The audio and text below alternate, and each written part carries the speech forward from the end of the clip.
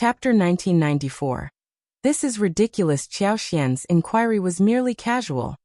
As the mistress of the house, she was merely displaying her demeanor. She hadn't anticipated any significant events occurring within the residence. Her husband's unwavering attachment to her was evident in his gaze, doting, gentle, and brimming with genuine affection. Such sentiments couldn't be feigned. To her surprise, Kaiwei and Kaihua exchanged a peculiar smile. "We've been waiting for the right moment to inform you, madam. It's quite an amusing tale," Kaiwei began. "Yes, indeed. It's rather ridiculous. Madam, consider it more of a jest," Kaihua chimed in. Perplexed, Qiao Xian shot them a quizzical glance. "You're both being cryptic. Just tell me what's going on." She had assumed that any trouble brewing would involve the Mei family, but it turned out to be the Fan family. It appeared that Fan Ruiyan's daughter, Bai Ruerue, had collided with Shao Yunduan's carriage while Shao Yunduan was inspecting the road construction near the Fan family's estate. Bai Ruerue, perhaps lost in the scenery, had failed to notice the approaching carriage. Thankfully, Yi was at the reins that day. His strength allowed him to swiftly pull the reins, redirecting the carriage with a forceful maneuver. Otherwise, Bai Ruerue might have suffered severe injuries. Due to the sudden jolt, the carriage's axle and wheels snapped, causing Shao Yunduan and Qingyan inside to collide painfully with the carriage walls. The incident left everyone shaken, their bodies drenched in cold sweat as they rushed to assist. Bai Ruerue appeared utterly stunned, her widened eyes and pallid face betraying her shock. When a guard attempted to assist her, she emitted a feeble scream. Finally catching up, the maidservant and elderly woman accompanying her shared in the shock at the sight. Qingyan assisted Shao Yunduan out of the carriage, unleashing a torrent of furious rebukes at the Fan family servants. Had Bai Ruerue not been in tears, he would have scolded her as well. How could she be so careless? It was only thanks to Aya's strength and quick action that the situation hadn't turned tragic. Observing the aftermath, the servants from the Fan family realized the gravity of the situation. They dared not utter a word and instead listened to the admonishments with humility, fully aware of their fault. Bai Ruerue trembled uncontrollably, tears streaming down her face. Having been previously deceived by the Mei family during the Lantern Festival, Shao Yunduan approached such situations with extreme caution. He had no intention of lingering any longer and delegated the aftermath to Qingyan and the three bailiffs. Opting for a horse, he swiftly departed with Yi and the others. Bai Ruerue, still shaken, mustered the strength to speak through her sobs. Clutching the maid's arm, she attempted to halt Shao Yunduan's departure. "I deeply regret my actions today. I never anticipated your carriage passing by at that moment. Please, consider moving to the Fan family mansion as a gesture of apology. We can provide you with a new carriage as compensation. If you hadn't swerved to avoid me, I might have. I haven't properly thanked you for saving my life." Shao Yunduan cast her a cold glance before departing without uttering a word. Struggling to find her voice, Bai Ruerue hesitated. Her words caught in her throat. Qingyan regarded Bai Ruerue with disdain, a sneer curling his lips. "Let's hope this truly was an accident. But if someone is trying to orchestrate harm upon themselves, be warned. Think twice. You might end up in a worse predicament." Bai Ruerue, her face buried in her hands, broke into fresh sobs. "Explain yourself," she demanded amidst her tears. Chapter 1995. Anger. Qingyan let out an even louder snort before falling silent. How could he possibly clarify the situation? He already regretted his earlier words. Could he openly accuse Bai Ruerue of harboring ulterior motives, of attempting to seduce his lord? As the lord's personal attendant, his words carried weight. His previous mockery had stemmed from genuine anger. But if he were to repeat such accusations and Bai Ruerue caught wind of it, what chaos would ensue? It would irreparably tarnish her reputation. Yet, Qingyan found himself baffled by Bai Ruerue's persistent pursuit. Could she truly harbor such intentions? Was she out of her mind? If that were the case, then it seemed she had come prepared. It was a situation beyond his control. With a decisive turn, Qingyan distanced himself from Bai Ruerue, opting to ignore her entirely. Unable to chase after him or demand answers, Bai Ruerue was left with her regret, her sobs intensifying. She was truly terrified, utterly shaken. She had believed she had calculated the distance accurately, but the reality had proven far more perilous than she had anticipated. As she watched the hoof barely a foot from her head, poised to descend in the next moment, she was gripped by sheer terror. She thought she had crossed the line and was doomed. To her surprise, she emerged unscathed. In that moment, she felt a pang of regret. Why hadn't she sustained any injuries? If she had been injured, Lord Shao wouldn't have been able to depart. Qing Yan instructed one of the bailiffs to slowly escort the carriage back to the city while he accompanied two others to return by Ruerue to the Fan family mansion. He recounted the incident to ensure there would be no misunderstandings. Finally, he sternly reprimanded the Fan family. The young master and miss should consider assigning more guards when they venture out. If a similar incident were to occur again, luck might not be on their side. Following that day, Bai Ruerue appeared before Shao Yunduan on 3 additional occasions, twice accompanied by Fan Ruyan. Shao Yunduan's patience reached its limit, and he publicly scolded them both. Bai Ruerue and her mother left in disgrace, much to the amusement of onlookers. Qiao Xian's lips twitched at the account. Her husband seemed to attract the attention of such incompetent women. "Have you uncovered the reason behind Miss Bai's behavior?" she inquired. Kaihua and Kaiwa shook their heads, indicating they were unaware of any underlying reasons behind Bai Ruerue's behavior. However, rumors circulated that the 2 elder masters of the Fan family were highly displeased with the situation, leading to confrontations with Fan Ruyan. They were adamant about putting an end to the antics of the mother and daughter duo. Nevertheless, it seemed the old lady of the Fan family was more concerned about her kin, causing further turmoil. Shao Yunduan hadn't mentioned any of this to Qiao Xian, suggesting he hadn't unearthed any significant revelations. Qiao Xian pondered briefly, but opted not to inquire further. To both of them, this appeared to be a trivial matter not worth dwelling on. Aware of the situation, Qiao Xian resolved to remain vigilant. Could it be that the incompetents from the Fan family sought to emulate the Mei family's failed attempt? What if they succeeded? Would that not demonstrate their superiority over the Mei family? Unbeknownst to her, Bai Ruerue had narrowly avoided a grave incident when she halted the carriage that day. Subsequently, she faced repeated questioning from Fan Ruyan. Initially, Bai Ruerue had attempted to deceive her, but Fan Ruyan wasn't one to be fooled twice. Bai Ruerue's attitude toward Qiao Xian had notably shifted during the previous home banquet, leaving Qiao Xian unsettled. And now, she narrowly escaped another collision with Prefect Shao's carriage. An accident? Fan Ruyan dismissed the notion entirely. Chapter 1996. Dream Fan Ruyan staunchly refused to believe that her daughter would intentionally endanger herself by rushing out to stop the carriage. Her recent mood had soured considerably. Her relationship with her mother had deteriorated, leaving her feeling partly responsible for the decline of the Fan family. She was certain her mother held her accountable for their misfortunes. As for her brothers and sisters-in-law, they treated her as the scapegoat, eagerly wishing to cast her out. Even the servants within her courtyard bore the brunt of the household's turmoil.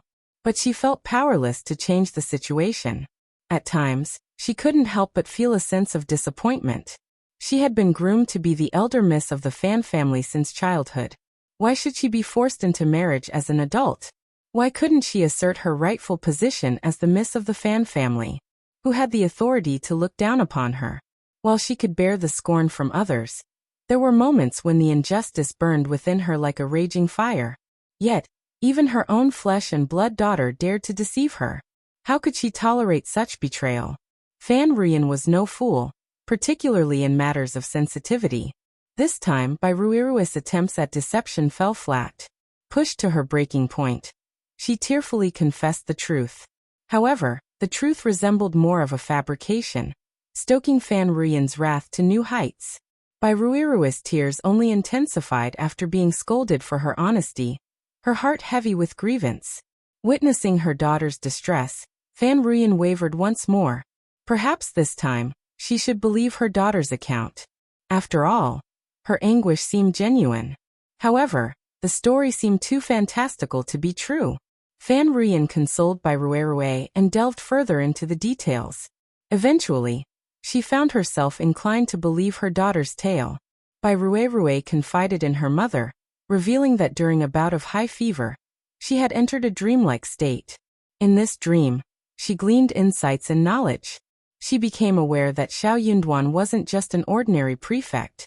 He was destined for greatness. The dream, with its vivid and surreal nature, left her shaken. Initially skeptical of such phenomena, Bai Rui found herself astounded when events unfolded in the following days, aligning with her dream. In light of this revelation, how could Bai Rui harbor any doubts? Moreover, considering Shao Yunduan's remarkable achievements at such a young age and his promising future, it was plausible that he would encounter influential figures even in the remote region of An's province. With the impending closure of the village shop, Bai Rui couldn't bear to let the opportunity slip through her fingers. If the chance was within reach, why should she relinquish it? Regardless of the risks, getting close to Shao Yunduan seemed like a gamble worth taking. Fan Ruyan and her daughter felt a surge of determination and fervor. Though her siblings-in-law now despised her, blaming her for the family's woes, Fan Ruyan harbored visions of a future where her daughter's success would elevate the Fan clan to new heights. If her daughter could bring glory to the family and support its prosperity, what recourse would her detractors have then? When the time came, she vowed to exact revenge for the humiliation they inflicted upon her. They would rue the day they underestimated her. It wasn't too late to seek retribution, and Fan Ruyan was prepared to endure any hardships. Thus, Bai Rui and her daughter began to strategize. However, their attempts ended in repeated failures, becoming fodder for gossip and causing considerable embarrassment to the elder masters of the Fan family. Eventually, they were placed under house arrest, with even old Lady Fan withholding her support. Frustrated and desperate, Fan Ruyan and her daughter exhausted every avenue to no avail. They could only bide their time at home, seething with anger and anxiety. With Madame Shao back in the picture, stirring up trouble was out of the question. It was best to exercise patience for now. After all, opportunities would surely arise. Due to this, Qiao Xian returned to An's city without encountering any further disturbances. Fan Ruyan and her mother seemed to have ceased causing trouble altogether. Chapter 1997. Spring farming. As spring plowing approached, the pace of road construction in An's province slowed temporarily. Labor became scarce as the priority shifted to preparing the fields for planting. After the fields were plowed, seedlings were planted, and crops like melons and beans were sown, there would be another surge of activity following the Dragon Boat Festival. Funds were allocated, and road repairs focused on widening and reinforcing existing foundations. Though there were numerous twists and turns requiring alterations, the workload remained manageable. Repair efforts had already commenced in the 8 towns closest to the state city, requiring minimal adjustments. Barring any unforeseen tensions, the remaining 9 locations, including 100 Spirit Town and Gulwan Town, the furthest away, were slated for completion by August 15th. Upon completion, the repaired road would significantly enhance travel convenience for commoners, reducing travel time and effort for ox carts and other modes of transportation. The populace lauded the prefect state's lord as a benevolent leader, dedicated to serving the people's needs. Meanwhile, the procurement of rice seeds for An's province followed the customary practices of the Great Qin Empire, overseen by government supervision. Local merchants collaborated to fulfill this task, though their profit margins remained slim due to low prices. Despite the minimal financial gain, these merchants participated out of obligation rather than expectation of profit. Despite the lack of profitability, those eligible still vied for the opportunity, eager to secure their share of the benefits. While the business trip itself may not yield substantial gains, it carried its own advantages. Firstly, it could foster a favorable relationship with the lord of the prefect. Secondly, the government might offer discounts or compensations elsewhere, ensuring it was not a loss overall. With potato planting season approaching, Qiao Xian instructed Songsher and Lu Fu to remind others not to overlook this task. Many had indeed forgotten about planting potatoes until the reminder. Hastily, they retrieved the potato seeds stored in the corners of their cellars. The community held great respect and trust for Lord Shao, recognizing his efforts in combating banditry and improving infrastructure. Given Madame Shao's emphasis on the importance of potatoes, it was evident they held significant value and should be planted with care. Many families who did not buy potatoes to plant at that time even asked around to see if anyone could give them some. Qiao Xian couldn't contain her joy upon hearing the news. It was a tremendous relief. She was confident that Anne's province would yield a bountiful potato harvest this year. With the successful cultivation this year, future reminders would become unnecessary as the scale of potato cultivation naturally expanded. The versatility of potatoes made them invaluable. They could serve as both a staple food and a vegetable. It would be foolish not to plant them. Although Anne's province boasted abundant fields, potatoes were undeniably a game-changer. Xiao Xian and Shao Yunduan had become prominent landowners in Anne's province, with ownership of 60,000 mu of fertile land, a significant holding. However, Xiao Xian entrusted the management of the planting to the housekeeper, showing little interest in the specifics. She merely visited occasionally to inspect new crops like peppers, star anise, and spices, applying her expertise to ensure optimal growth. With the spring plowing season underway and no major issues to attend to, Xiao Xian found herself with ample free time. With peace reigning in the countryside and Jia Hemming's capable leadership, troublemakers were deterred. Taking advantage of the lull, Shao Yunduan and Xiao Xian decided to treat Anan to a visit to Liuhe Manor for a few days. Chapter 1998. Liuhe Manor was steadily taking shape, with both the upper and lower sections of the mountain estate already constructed. Every detail was meticulously attended to, with completion expected by year's end. The main courtyard was now inhabitable, offering Qiao Xian and her companions a comfortable place to stay for a few days. Despite it being the prime season for planting and animal husbandry, Qiao Xian couldn't shake off her concerns about leaving them unattended. On this particular day, they set out quietly with a small entourage. The road leading from the official route to Liuhe Manor had been funded by Qiao Xian herself. It was her first time walking along it since its completion. The road was impressively wide, accommodating the passage of 2 carriages with ease. In accordance with Qiao Xian's specifications, the road surface was covered with a layer of gravel, compacted by massive rolling stones to minimize the roughness typical of dirt roads. Despite the durability of a dirt road, it was prone to developing potholes of various sizes over time, especially after exposure to the elements. Additionally, it was susceptible to water accumulation. A gravel road offered superior resilience in these regards. Resistant to the elements and facilitating faster drainage, the gravel surface promised quicker drying, even in the face of wind and rain. Trees were planted along both sides of the road, spaced evenly to create a symmetrical appearance. Approximately 5 miles along the official road, the landscape transitioned to pine trees, followed by inching trees further ahead. The inching saplings, each the size of an egg, already towered over human height. Tall and slender with sturdy main stems and long, delicate branches, they were a vibrant sight in late spring as their leaves unfurled. Though still young, they exuded a vitality that promised eventual shade and shelter from the sun. Empowered by Qiao Xian's influence, these trees would grow at an accelerated rate, transforming the road significantly within just 2 years. The mountainside was dotted with farms, sparking Qiao Xian's excitement at the prospect of staying there. She marveled at the advanced facilities and expansive vistas. From her vantage point, she could admire the starry skies at night and revel in the misty mornings, basking in the beauty of the rugged wilderness. However, Shao Yunduan gently suggested, "Perhaps it's best to stay at the foot of the mountain. Climbing up and down multiple times a day can be quite exhausting, don't you think?" Though Qiao Xian hadn't considered this aspect, his words prompted her realization that ascending the mountain would indeed be time-consuming and laborious. Grateful for his insight, she chuckled nervously. "You're right.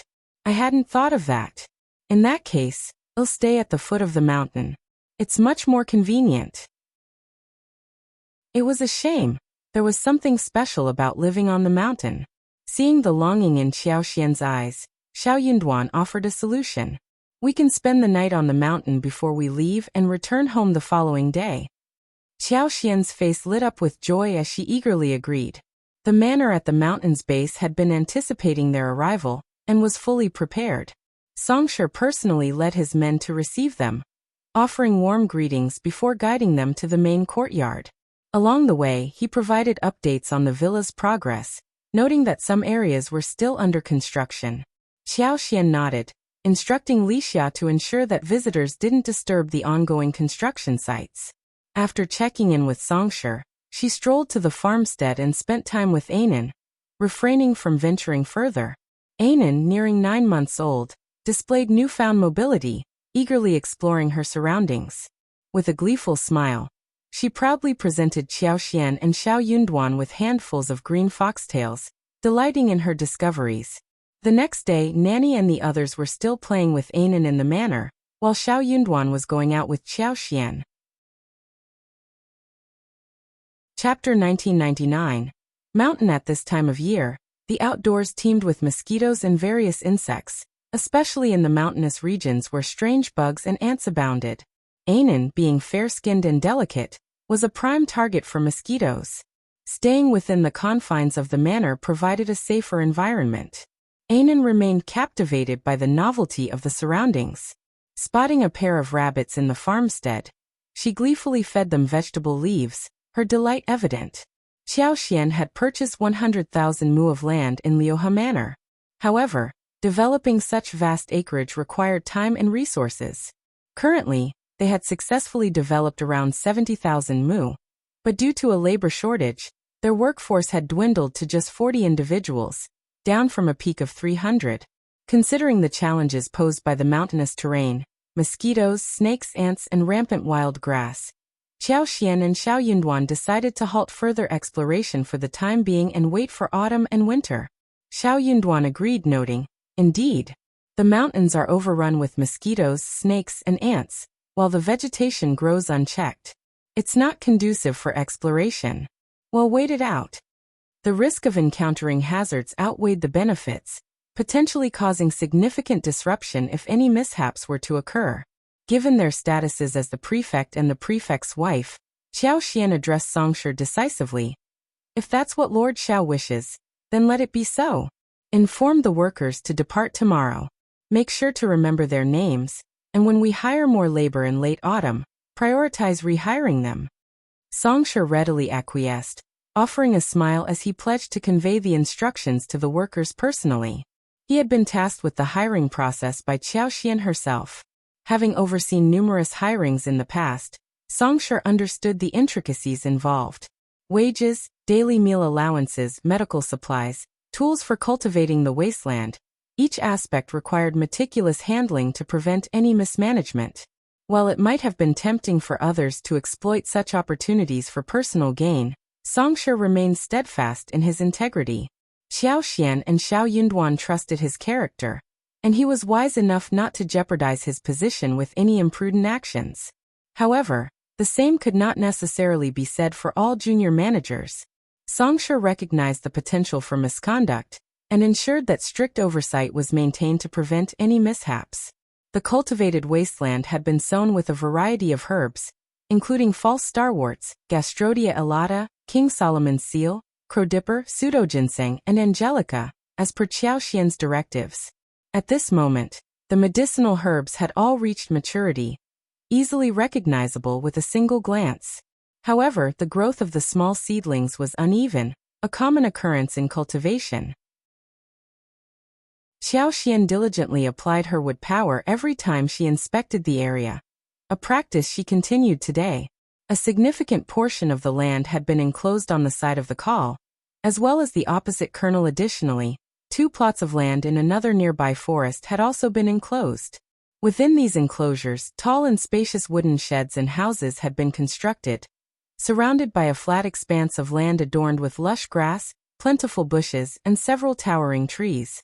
Massive rocks adorned with various vines added to the natural beauty of the surroundings. Observing from a distance, Qiao Xian and Shao Yunduan admired the scene. Throughout the area, chicken farms dotted the landscape. Currently, one of these farms housed 500 chickens, consisting of 100 adults and 150 young chicks weighing less than a catty. In the future, Only 2 out of the 4 areas would raise chickens simultaneously, with a rotation every 2 years. If you find any errors, ads pop up, ads redirect, broken links, non-standard content, etc., please let us know. Report so we can fix it as soon as possible. Chapter 2000. Chicken Farm. From a distance, Shao Yunduan could observe a flock of chickens roaming within the enclosure, their movements occasionally intercepted by the fishing nets. Every so often, the air was filled with the resonant crowing of roosters. I made inquiries specifically about villagers skilled in poultry farming. They hired workers for 2 taels of silver a month and dispatched 3 clever assistants to provide aid. They've also been learning some valuable techniques. This old man is truly competent. He's been tending to these chickens since they were mere chicks. When he acquired them, there were just as many as there are now. Once they mature, we can acquire more. Qiao had determined the appropriate size for each chicken farm, each accommodating up to 6,000 chickens. However, it was still too early for that scale of operation. Additionally, several mu of land remained at the base of the chicken farms, designated for cultivating vegetables to feed the poultry. Qiao smiled. Proceed with caution, no more than 1,000 chickens this year. Songsher felt the allocation was rather conservative. He wanted to voice his opinion but hesitated. Eventually he acquiesced, saying, "Understood." Qiao gave him a meaningful glance and offered a reminder. Ensure the chicken coops are cleaned and ventilated daily. With the weather warming up and mosquitoes becoming more abundant, it's imperative that the chickens' food and water remain fresh. Furthermore, smoke the coop with wormwood daily to ward off pests. Should a chicken plague arise, it won't be a trivial matter. Given the expertise of the individual you've enlisted for chicken farming, they must understand the significance of proper care, remarked Qiao. Initially cautious, Songsher refrained from further comment upon hearing Qiao words. The duck farm was situated in the adjacent valley, a visit to which was planned for the following day. With this in mind, the group departed back to the village. Ordinarily, Anan would have been fast asleep by now, but today's excitement kept her wide awake. As Qiao and Shao Yunduan approached the village, they could hear Anan's delighted laughter ringing out from afar. Curious as to what was causing such amusement, they hastened their pace. Upon arrival, they discovered Anan gleefully playing with 2 rabbits. One of the rabbits had its leg tied with a rope, the other end of which Anan held firmly. With evident pride, Anan repeatedly exclaimed, "Bunny! Bunny!" as she paraded around with the restrained rabbit. The nanny and maidservants present joined in the laughter, thoroughly enjoying the spectacle. Spotting her parents, Anan's joy only intensified. Steadied by the nanny, she dashed toward Qiao and Shao Yunduan, still clutching the rope and proudly displaying her furry companions. "Bunny!" she exclaimed, beaming as she embraced her parents.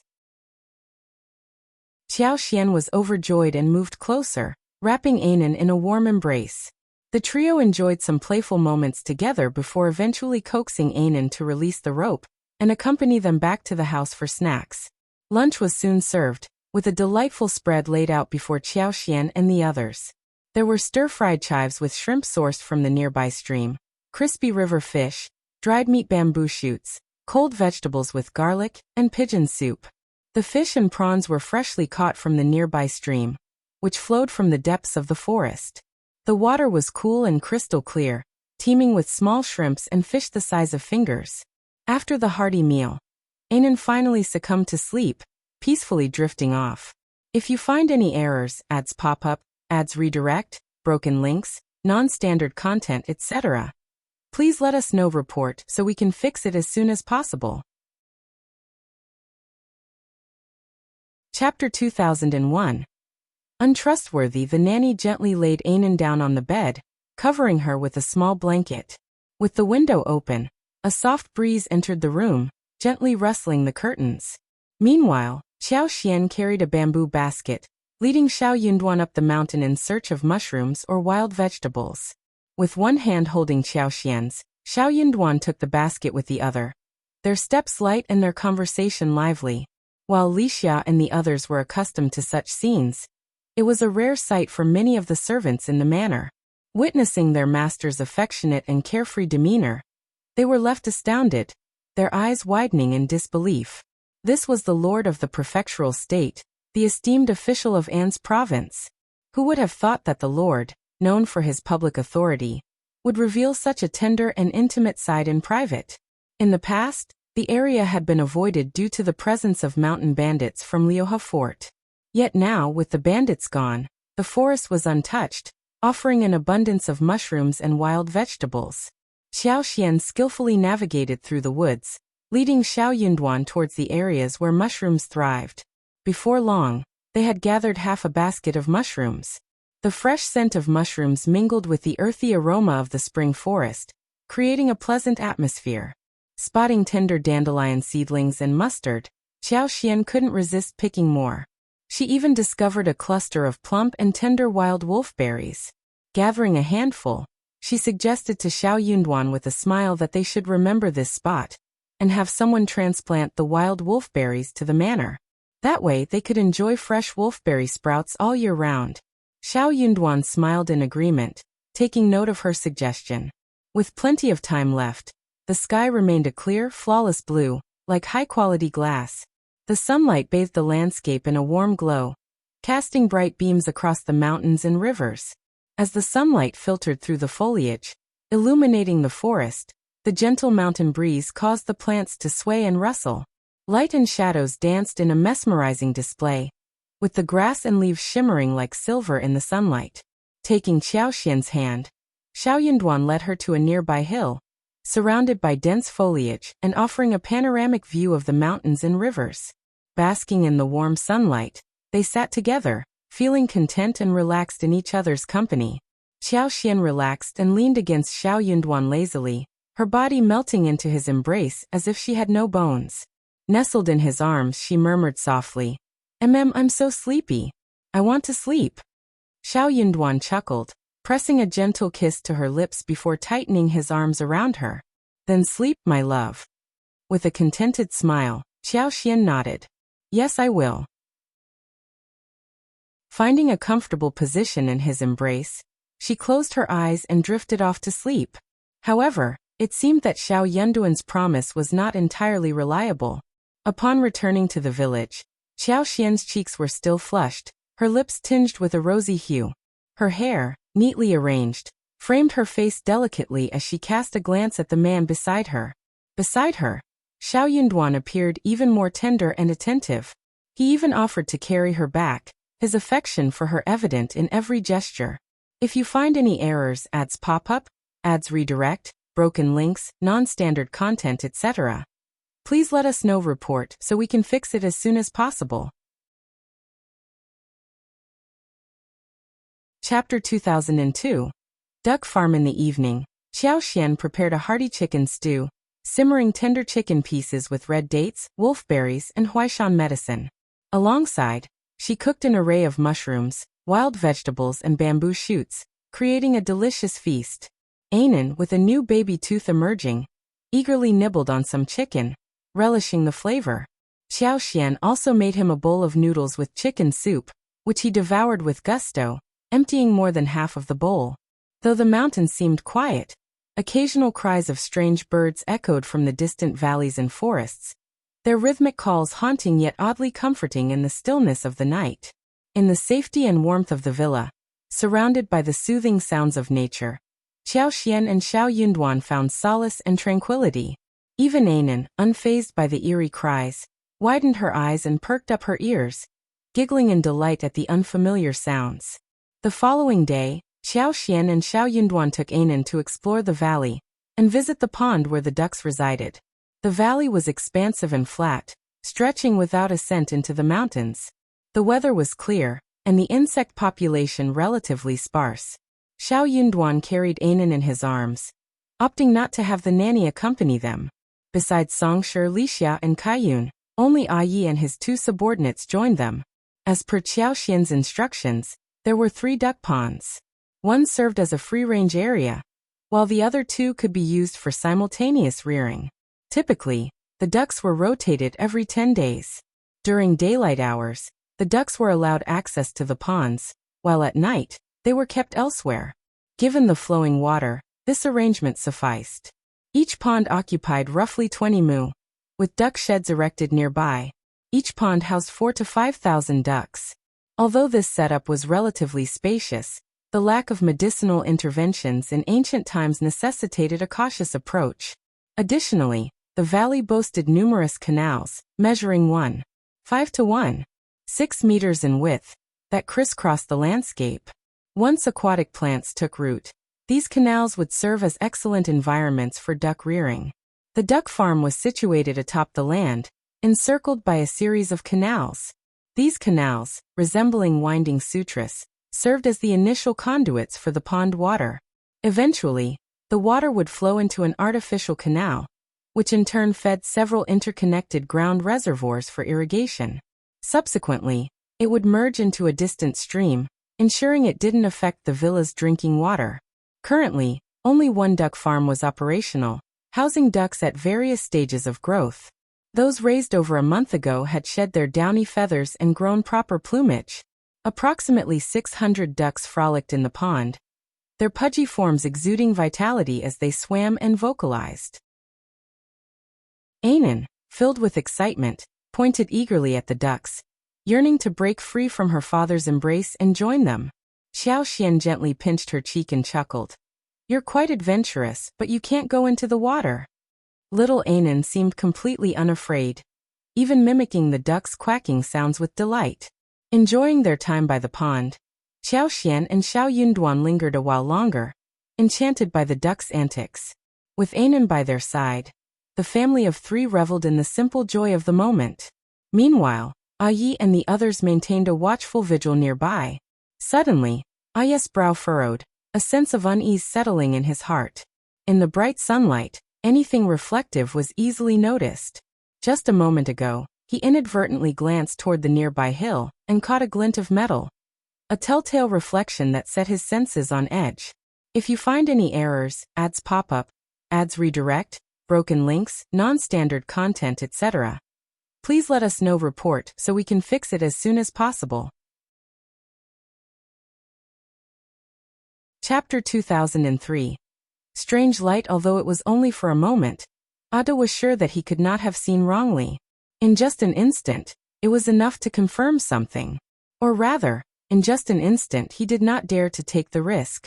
He secretly regretted it. This used to be a bandit nest. Why was he so assured? He should have brought a few more subordinates out. Thinking about how Lord and Madam had insisted on their privacy during yesterday's mushroom and wild vegetable picking excursion in the mountains, he couldn't shake off the sense of unease, breaking out in a cold sweat. Thankfully, yesterday passed without incident. But now what was his course of action? He was clueless about the strength and numbers of potential adversaries. He couldn't even risk informing the two subordinates trailing behind him, fearing that any sign of tension might tip off the other party. The situation could turn dire. While the manor boasted many skilled subordinates, it was clear that help from afar might not arrive in time to avert disaster. Yi took a deep breath and made his way towards Xiao. Yet he couldn't keep this information from his lord. He needed to seek his lord's counsel. His lord's intellect surpassed his own. Surely there was a solution. Observing Yi's approach, Xiao handed Anan over to Qiao and stood up. As Yi drew near, Xiao gestured for him to speak in hushed tones. "Lord, listen carefully without turning around. It appears there's an ambush on the eastern hill. I'm uncertain of their identity or motives." Xiao eyes gleamed. In that moment his thoughts mirrored Ah's. "I've been negligent." Considering this location's history as a former bandit's stronghold, the presence of others might not raise eyebrows. But if he, the prefect lord notorious for wiping out 3 villages, were recognized, the situation could escalate. He should have brought reinforcements when venturing out. If indeed targeted, escape now seemed futile. With only Yi and the 2 others, facing a potentially larger assailant group would prove challenging. Except for the trio, the rest were mere civilians lacking combat prowess. Despite their anxiety, they could offer little assistance. We'll stall for time. I'll send Lixia, Qiao, and the others back to summon aid. Stay vigilant. Yi acknowledged. Xiao, disinclined to conceal facts, beckoned for Lixia's approach. Lixia, having accompanied them to Qingdi, possessed resilience. Unfazed by Shao Yunduan's directive, he nodded with a composed smile, departing with Kaiyun. A sigh of relief escaped Shao Yunduan. These two were dispensable, and had their exposure not been swift, their departure would have mattered little. However, if the adversary remained vigilant and resolute on detaining all present, escape might prove futile. When Shao Yunduan told Lixia to be careful. Unexpectedly, before Lixia and the others could take more than a few steps, 2 arrows whistled towards them. Yi swiftly intercepted, his sword deflecting the projectiles. Simultaneously terror-stricken, Lixia and company instinctively pivoted to flee. How could they dare to advance? Yet fleeing forward wasn't an option. They didn't even get the chance. 15 masked assailants clad in green materialized from the foliage, hurtling towards Shao Yunduan's trio. Lixia and Kaiyun shrieked, huddling around Xiaoxian. Even Song's his countenance paled. Shao Yunduan clasped Anan tightly, shielding him from the unfolding chaos. He positioned Xiaoxian behind him, shielding her as well. If you find any errors, ads pop up, ads redirect, broken links, non-standard content, etc. Please let us know. Report so we can fix it as soon as possible. Chapter 2004. Assassini blew the bamboo whistle, its shrill tone echoing through the valley, piercing the clouds. Regret not at Xiaoxian. Never did she anticipate an assassination attempt on her husband. Her lapse in vigilance was unforgivable. Had she been more vigilant, she would have detected the lurking assailants and dispatched them without hesitation. Yet all was not lost. Thanks to the vast expanse of the flat valley, Xiaoxian and her companions stood by the pond, a considerable distance from the hillside. Even if the attackers mounted a surprise assault, they couldn't materialize before them in an instant. This granted Xiaoxian an opportunity to retaliate. Restrained by the distance and dense foliage, Xiaoxian couldn't afford bold actions. She had to proceed cautiously. Consequently, Yi and the 2 guards, confronting a formidable foe, stood guard before their masters, refraining from initiating an attack. Helplessly, they witnessed as the 15 assailants who had leaped forth were swiftly impeded by the terrain, stumbling over grass and rocks in the blink of an eye. Screams pierced the air. Xiaoxian unleashed her full force without hesitation. She sent 6 assailants tumbling, intensifying her assault. The dense and resilient grass threatened to snap their ankles, while tiny thorns, ordinarily benign, transformed into vicious projectiles, piercing their flesh. Not only were Shao Yunduan and Yi dumbfounded by the agonizing cries, but the 9 remaining attackers too faltered. They instinctively slowed their advance, casting bewildered glances at their fallen comrades. The leader's rebuke snapped them back to reality. With renewed focus, they disregarded their fallen allies, pressing forward with lethal intent. Xiaoxian lamented the swift approach of their assailants, realizing she had no choice but to relent, at least for the moment. If the situation escalated to a life-or-death crisis, she would have to cast aside all restraint. Yet, for Yi and his companions, the reduced enemy count provided a glimmer of hope amidst the chaos. Standing by the pond, with its vast expanse behind them acting as a natural barrier, the trio only needed to fend off the frontal assault, ensuring Lord and Madam's safety. If they could endure for just 15 minutes at most, Sunbai from the villa would surely arrive with reinforcements. Yi's gaze swept over the 6 fallen foes, their struggles futile. Relief flooded his heart as he silently prayed. May the heavens be on our side. The injuries inflicted upon those 6 individuals proved unexpectedly severe. Not only did they suffer a loss of more than a third of their fighting capability, but their morale also took a significant hit. Yi sensed a palpable stagnation in the killing intent emanating from the 9 assailants who charged forward. It no longer bore the ferocity of their initial onslaught. This shift in dynamics worked in his favor. As the 9 closed in, Yi's lips curled into a cold smile. With a swift motion, he unsheathed his sword, a glint of silver flashing as he surged ahead. Another guard followed suit, brandishing his own blade and joining the fray. Meanwhile, the remaining guard stood steadfast, positioned protectively before Xiaoxian and Shao Yunduan, vigilant against any potential attacks. Yi showed no mercy, delivering a powerful kick that sent one of the assailants hurtling away. The unfortunate individual let out a blood-curdling scream as he crashed to the ground, his body convulsing in agony. Though this tactic effectively sapped the enemy's vitality, it also stoked their fury, bolstering their morale. It was evident that the assassin's aura surged once more, fueled by indignation and determination. If you find any errors, ads pop up, ads redirect, broken links, non-standard content, etc., please let us know. Report so we can fix it as soon as possible. Chapter 2005. Like water, the assassin's relentless onslaught targeted Xiao Yinduan. Despite Yi and his brother's valiant efforts, they couldn't hold them off indefinitely. While the brothers could withstand the assault for a time, facing 8 assailants proved overwhelmingly challenging.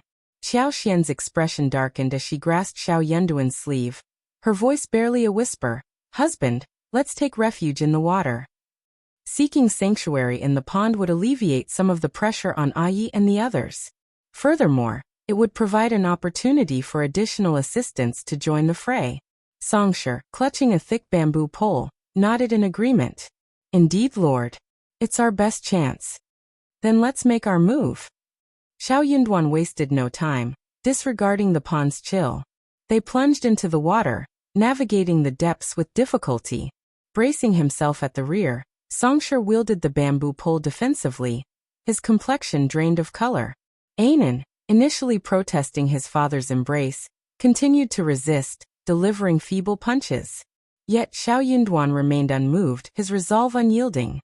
The little one's cries of frustration echoed in the air. Once submerged, Xiao Yinduan released his hold, allowing Anan to perch on his shoulders, his gaze fixed on the watery expanse below. He gripped Anan firmly with one hand while securing the back of his head with the other, preventing him from turning. Yet, even this slight glimpse was enough to ignite the little one's excitement as she spotted ducks in the distance, giggling gleefully and exclaiming, "Duck! Duck!" Xiao Xian gazed at her son with a mixture of fondness and sorrow, her emotions teetering between laughter and tears. In this dire moment, only the innocence of this child could elicit a smile. Witnessing this tender moment, the guard who had shielded them sprang into action, sword drawn, engaging the assailants. Yi, honed by rigorous training under Sun Bai and Sun Qian, and renowned for his valor during the eradication of mountain bandits, faced off against 3 assailants alone without faltering. Meanwhile, the other 2 guards struggled to contain the remaining 5 attackers, caught in a precarious position. Desperately, the 5 assailants pressed forward, determined to breach the defense line and reach the safety of the pond. With the trio's defenses wavering, anxiety surged within them, yearning for the reinforcements promised by Sun Bai and his cohorts. With a resounding splash, an assassin leaped into the water, followed by another. Cold dread gripped Yi and his comrades' hearts. Without hesitation, Yi wielded his long sword with lightning speed, driving back the trio with forceful strikes. With a swift leap, he plunged into the pond, creating a sizable splash. The 2 assailants who had entered the water earlier hadn't made much headway. The water's resistance and muck hindered their movement, diminishing their martial prowess significantly. Yi wasted no time, homing in on one of the submerged assailants and closing the distance with alarming speed. As he closed in, he swiftly drew his sword, driving it into the man's chest. A piercing scream echoed before the assailant succumbed to death, his body sinking into the crimson-stained water. However, Yi's momentum carried him further, and he too plummeted into the water with a resounding splash. Sensing the imminent threat, the remaining assailant attempted to strike, but his skills paled in comparison to Yi's, his attack missing its mark. On the shore, the assassins seethed with fury. Plop! Plop! Like a synchronized motion, they leaped into the pond one after another. Witnessing this, the 2 guards exchanged a glance before leaping into the water without hesitation. If you find any errors, ads pop up, ads redirect, broken links, non-standard content, etc., please let us know. Report so we can fix it as soon as possible. Chapter 2006. Resolution. The sudden commotion jolted the tranquil expanse of the pond, startling the ducks into a panicked frenzy. Observing the startled waterfowl, Xiao Yunduan gestured for Songshi to approach with the bamboo pole, intending to further agitate them and drive them away. Meanwhile, Xiao Yunduan and the others pressed on, navigating the water's depths with difficulty, heading towards the opposite bank. With a nod, Songshi hastened over, his movements unsteady. From a distance he bellowed at the ducks, brandishing the bamboo pole to splash the water forcefully. The pond, spanning over 20 mu, roughly the size of a football field, provided ample space for housing thousands of ducks. Yet despite its size, it wasn't boundless. In mere moments after his arrival, while he remained at a distance from the hundreds of ducks, the flock erupted into chaos. Led by one daring duck, they surged forward, propelled by the wind. Songshi grinned with satisfaction, continuing his efforts to drive them away. Driven by Song's actions, the ducks careened wildly towards Yi and his companions. The once placid water surface now churned with chaos. Qiao Xian wasted no time, harnessing her superpower to bolster the feeble water plants at the pond's bottom, transforming them into formidable obstacles. In swift succession, someone's leg became ensnared by the seaweed, causing him to stumble. Before he could regain his footing, a lethal strike found its mark, piercing his heart. Qiao Xian couldn't contain her excitement. Meanwhile, Yi and his comrades were equally invigorated. With only 6 adversaries remaining on the opposing side, the odds were stacked against them. In a 2-against-1 scenario, their advantage dwindled further. The remaining assailants, driven by desperation, launched frenzied assaults on Yi and his companions, their eyes nearly bloodshot with anxiety. Their focus shifted from pursuing Xiao Yunduan and the others to combating the formidable trio. However, their efforts proved futile as they were thwarted at every turn. In a stroke of misfortune, each assailant found themselves ensnared by Qiao Xian's water plants, meeting their demise one by one.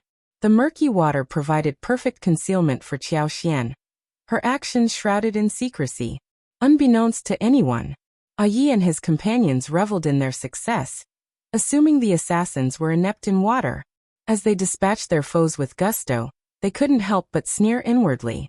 Landlubbers were landlubbers. What prowess could they possibly possess in the water? Regardless of their martial arts prowess, they were like fish out of water. In the end, the leader remained alive, albeit unconscious, as Yi subdued him when he attempted to flee. The 2 guards swiftly apprehended him. Xiao Yunduan signaled to Yi. Though Xiao Yunduan shared Yi's puzzlement regarding the assassin's aquatic struggle, he saw it as a stroke of luck. As Sun Bai and his men arrived on the scene, they witnessed Yi delivering the final blow to the leader. Their disbelief was palpable. How was this possible? As soon as they heard Yi's whistle, they immediately ran over, and arrived in less than 15 minutes. They didn't expect the battle here to be over. Yi, has he improved even more? Qiao Xian and Xiao Yunduan were escorted back to the manor by Sun Bai and Yi, leaving 6 guards behind to handle the aftermath. Once again nestled in his father's embrace, Anan began to squirm, clearly displeased. Dark. Uncomfortable. Don't. If you find any errors, ads pop up, ads redirect, broken links, non-standard content, etc., please let us know. Report, so we can fix it as soon as possible. Chapter 2007. Escaped. As they returned to the villa, a collective sigh of relief swept through everyone present. After refreshing themselves with a shower and changing into dry clothes, they sat down to savor hot ginger tea. Despite their attempts to move past the harrowing ordeal, the lingering fear persisted. Anan, oblivious to the events, remained curious, yearning to glimpse the unfolding drama she had been shielded from. He longed to catch a glimpse of the ducks that had caused such commotion. As his parents leaped into the pond, Anan's delight bubbled over, his urge to dance and giggle irrepressible. Observing her daughter's innocence, Qiao Xian exchanged a glance with Xiao Yunduan and sighed. I never anticipated that those mountain bandits would harbor such formidable adversaries. Xiao Yunduan's gaze hardened, his agreement tacit. Indeed, it was unexpected. The intensity of their assailants' hatred was unmistakable, indicating a deep-rooted vendetta against Xiao Yunduan, likely stemming from their ties to the mountain bandits. Despite their victory over the bandit threat and the apparent jubilation that followed, Xiao Yunduan, Sun Bai, Sun Qian, and Zheng Seng knew better than to underestimate their enemies. They understood that not everyone would be eradicated in their conquest. Despite outward appearances of triumph and security, there lingered a sense of unease. However, Zheng Seng and his associates remained vigilant, conducting thorough investigations for an extended period. During this time, no one dared to let their guard down. Contrary to appearances, Meng Wanfu's men didn't truly depart. Instead, they dispersed covertly, collaborating with Zheng Seng's team to root out any remaining threats. Their efforts yielded results. Those discovered and evading capture met swift justice, either falling on the spot or being apprehended for hard labor. Only after exhausting all avenues and confirming the absence of any lingering threats did activity gradually cease. Eventually, Meng Wanfu's operatives departed, returning to deliver their findings. Although this didn't guarantee the complete eradication of all potential threats, any remaining individuals were either skilled in concealing their identities and had fled An's province, never to return, or were inconsequential figures. While once invisible within the bandit stronghold, after its destruction, they could only evade detection through careful concealment. Nonetheless, they lacked the capacity to exact revenge. That's why Xiao Yunduan decided to relocate his wife and child to Liuhe Manor. Unexpectedly, trouble found them here. Thankfully, surviving such a perilous ordeal gave them reason to reflect later. Taking Qiao Xian's hands in his own, Xiao Yunduan offered gentle reassurance. The assailants today were skilled fighters, but we've managed to catch most of them. I believe this is an isolated incident. There's no need to fear, my dear wife, no more threats will come. Any further breaches of security would be a failure on his part as the prefect lord. Xiao Yunduan couldn't entertain the idea that Zheng Seng, Sun Bai, and Sun Qian were incompetent. He trusted them implicitly. In truth, he was taken aback by the day's events. Xiao Xian's smile faltered slightly as she confessed, I'm not afraid, but witnessing such violence firsthand has left me unsettled. Recalling the tense moments of the ordeal, she felt a shiver run down her spine. Xiao Yunduan sensed her unease, his heart melting at the sight. His wife must have been deeply shaken by the events. He wondered if she would struggle with nightmares in the nights to come. He resolved to offer her comfort and companionship in the days ahead, particularly during the nights. If you find any errors, ads pop up, ads redirect, broken links, non-standard content, etc., please let us know. Report, so we can fix it as soon as possible. Chapter 2008. It's actually him. Yes, luck was certainly on our side, Xiao Yunduan remarked, feigning obliviousness to Qiao Xian's nervousness. With a playful tone, he added, It's no wonder my mother always said you were blessed. Qiao Xian chuckled. I beg to differ.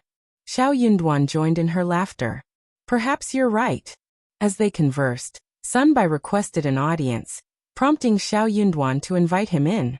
Qiao Xian excused herself, mentioning she would check on their son. Though Xiao Yunduan never kept secrets from his wife, and Sun Bai and their close confidants were aware of this, Qiao Xian preferred not to involve herself in certain matters.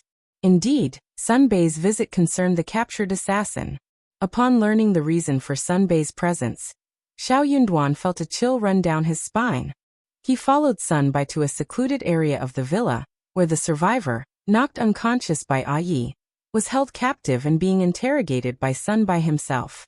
To everyone's astonishment, when the veil was removed from the masked assassin in green, they were shocked to find the third old master of the Mei family beneath. Sun Bai and the others, who had encountered the third old master Mei before, were taken aback by the revelation. Despite their efforts to interrogate him, the third old master Mei remained stoic and unyielding, offering no response to their inquiries. Eventually, he simply shut his eyes, refusing to engage further. Recognizing the urgency of the situation, Sun Bai instructed his men to keep a vigilant watch over the captive while he hastened to report to Xiao Yunduan. Equally surprised, Xiao Yunduan wasted no time. He immediately dispatched Yi to inform Jia Heming at the government office of the startling discovery. Xiao Yunduan instructed Jia Heming to summon the Mei family's masters and stewards back to the government office for further investigation, particularly focusing on the two old masters of the Mei family. Instructing discretion, Xiao Yunduan emphasized the importance of maintaining a low profile and avoiding unnecessary attention. They should summon to enter the Mei family and place everyone in the Mei family under house arrest in a few large courtyards. Even a rough servant was not allowed to leave. Yi also knew that the assassin was third old master Mei and knew that this was no small matter. He agreed and immediately set off. Fortunately, the road was now clear and easy to traverse. Yi rode Thunderbolt, swift as lightning, ensuring a speedy return to the city. Meanwhile, Xiao Yunduan and the others realized they wouldn't make it back in time, and resigned themselves to spending another night at the villa. In a makeshift interrogation room, third old master Mei sat bound to a chair, his disheveled appearance betraying the gravity of his situation. Despite the presence of visitors, he remained unresponsive, refusing to acknowledge their presence. Approaching him, Xiao Yunduan addressed him solemnly. "I never anticipated it would be you, third old master Mei." However, third old master Mei remained stoic, refusing to meet Xiao Yunduan's gaze or engage in conversation. Undeterred, Xiao Yunduan pressed on. "Are you affiliated with the Tiger Head tribe, Liuhe Fort, or the Min family tribe?" The question left third old master Mei visibly startled. Sun Bai, too, was taken aback, his heart sinking at the implication. He wondered if third old master Mei had been coerced by the mountain bandits, forcing him into an attack on his lord. Yet, Xiao Yunduan's unwavering certainty suggested otherwise. The revelation was jarring, leaving them all in shock. Third old master Mei's response was anticipated, but its implications weighed heavily. If he chose silence, did it imply acquiescence to Xiao Yunduan's suspicions? If so, what fate awaited the Mei family? With a derisive sneer, third old master Mei finally lifted his head. "I have no idea what Lord Shao is insinuating. Are you suggesting I'm a mountain bandit?" He scoffed. "Ha ha ha, is Lord Shao out of his mind?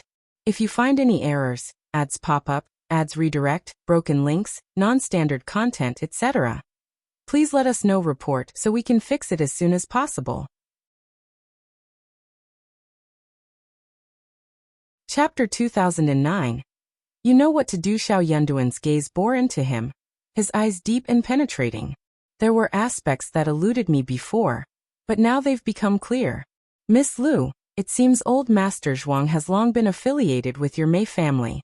Was it your plan for him to present the dancer to me, aiming to bind me to your cause?" Third old master Mei was startled, taken aback by the astuteness displayed by the young Lord Shao. Of course, he couldn't admit to such manipulation. "Lord Shao, you misunderstand. While it's true we seek to align ourselves with you, it's because of your evident talents at such a young age. Your future prospects are undoubtedly promising. For the Mei family, having you as an ally would be immensely advantageous. Is that so surprising?" Yet as he spoke, third old master Mei felt a surge of indignation.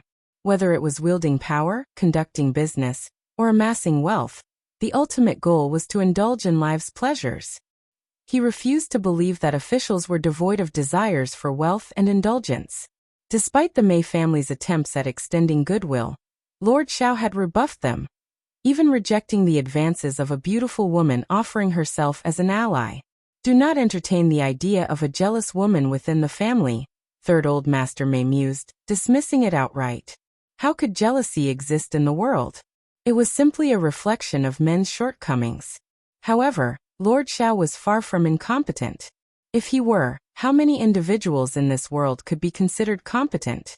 His rejection of the Mei family's offers left third old master Mei feeling frustrated. It seemed Lord Shao's refusal was resolute. The presence of such an enigmatic figure was infuriating. Realizing their attempts at extending goodwill and seeking protection were futile, the Mei family took a gamble. But they never anticipated failure at the final hurdle. Reflecting on this, third old master Mei grappled with profound dissatisfaction. He couldn't comprehend how their carefully laid plans had been uncovered. Moreover, their defeat at the hands of just 3 opponents was a bitter pill to swallow. In his grief and indignation, Third Old Master May questioned whether good fortune truly existed in this world. It was too absurd. This was the first time he had been defeated in such a cowardly manner.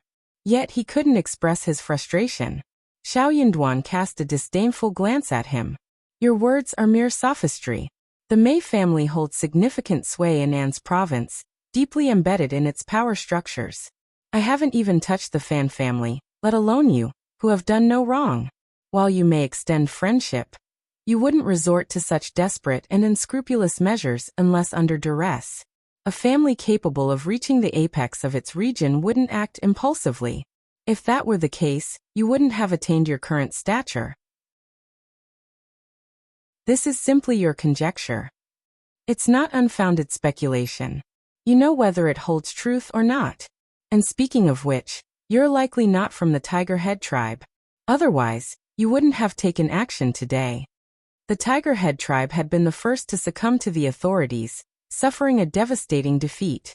Considering the tribe's concern for its reputation, they wouldn't openly disclose the extent of their downfall. If Third Old Master May hailed from the Tiger Head tribe, he would be privy to the truth. Moreover, the Mei family's methods were vastly different from those of the tribal leaders, indicating differing motives. If they had harbored fear, they would have acted preemptively instead of awaiting the authorities' preparations. If you find any errors, ads pop up, ads redirect, broken links, non-standard content, etc., please let us know. Report so we can fix it as soon as possible. Chapter 2010. Interrogation. Third Old Master May was also a mountain bandit, so it was even more implausible for the other two members of the Mei family not to be aware of it. Such matters were not merely personal. With his identity, the Mei family would undoubtedly reap significant benefits over the years. Shao Yunduan pressed on. Now only the Min family tribe and Liuhe Fort remain. It must be Liuhe Fort, correct? All the leaders of the Min family tribe bear the surname Min. And I doubt you're the type to change your surname. It seems apparent. Shao Yunduan noted the shock and panic in Third Old Master Mai's eyes, rendering a response unnecessary. Suppressing the turmoil in his heart, Third Old Master May retorted. Lord Shao, if you wish to accuse me, do so directly. Are you attempting to condemn me with such a ludicrous accusation? Shao Yunduan retorted. You've orchestrated assassinations of court officials. Your fate is sealed. Do you believe the Mei family will remain unscathed? Do you believe I'll spare the Mei family? You, Third Old Master May exclaimed. Since you dared to act, you must bear the consequences, Shao Yunduan declared. A chill swept through Third Old Master May. While he anticipated such an outcome, he refused to acknowledge it. He had always harbored confidence in his success, never considering the repercussions of failure. In that moment, Shao Yunduan laid bare the ramifications of his failure, delivering a devastating blow. Third Old Master May insisted in a hoarse voice. I'll bear the consequences of my actions alone. I acted independently, with no involvement from anyone else. The Fan family has learned their lesson, and the Mei family acted in self-defense. I couldn't bear to see the legacy of my ancestors suffer harm, so I acted impulsively. Whatever crime it may be, I accept it. But Lord Shao cannot implicate others. This has nothing to do with my elder brother and second brother. I am not a mountain bandit. What are you blabbering about? It's too late, Shao Yunduan sneered. No one from the Mei family will escape. Your words hold no significance. Speak all you want. Those who accompanied you today are all dead, but someone will recognize them. By following the clues, we'll uncover what I seek. And as for your Mei family, I refuse to believe we won't find anything of use. Third Old Master May was struck by shock like a bolt from the blue.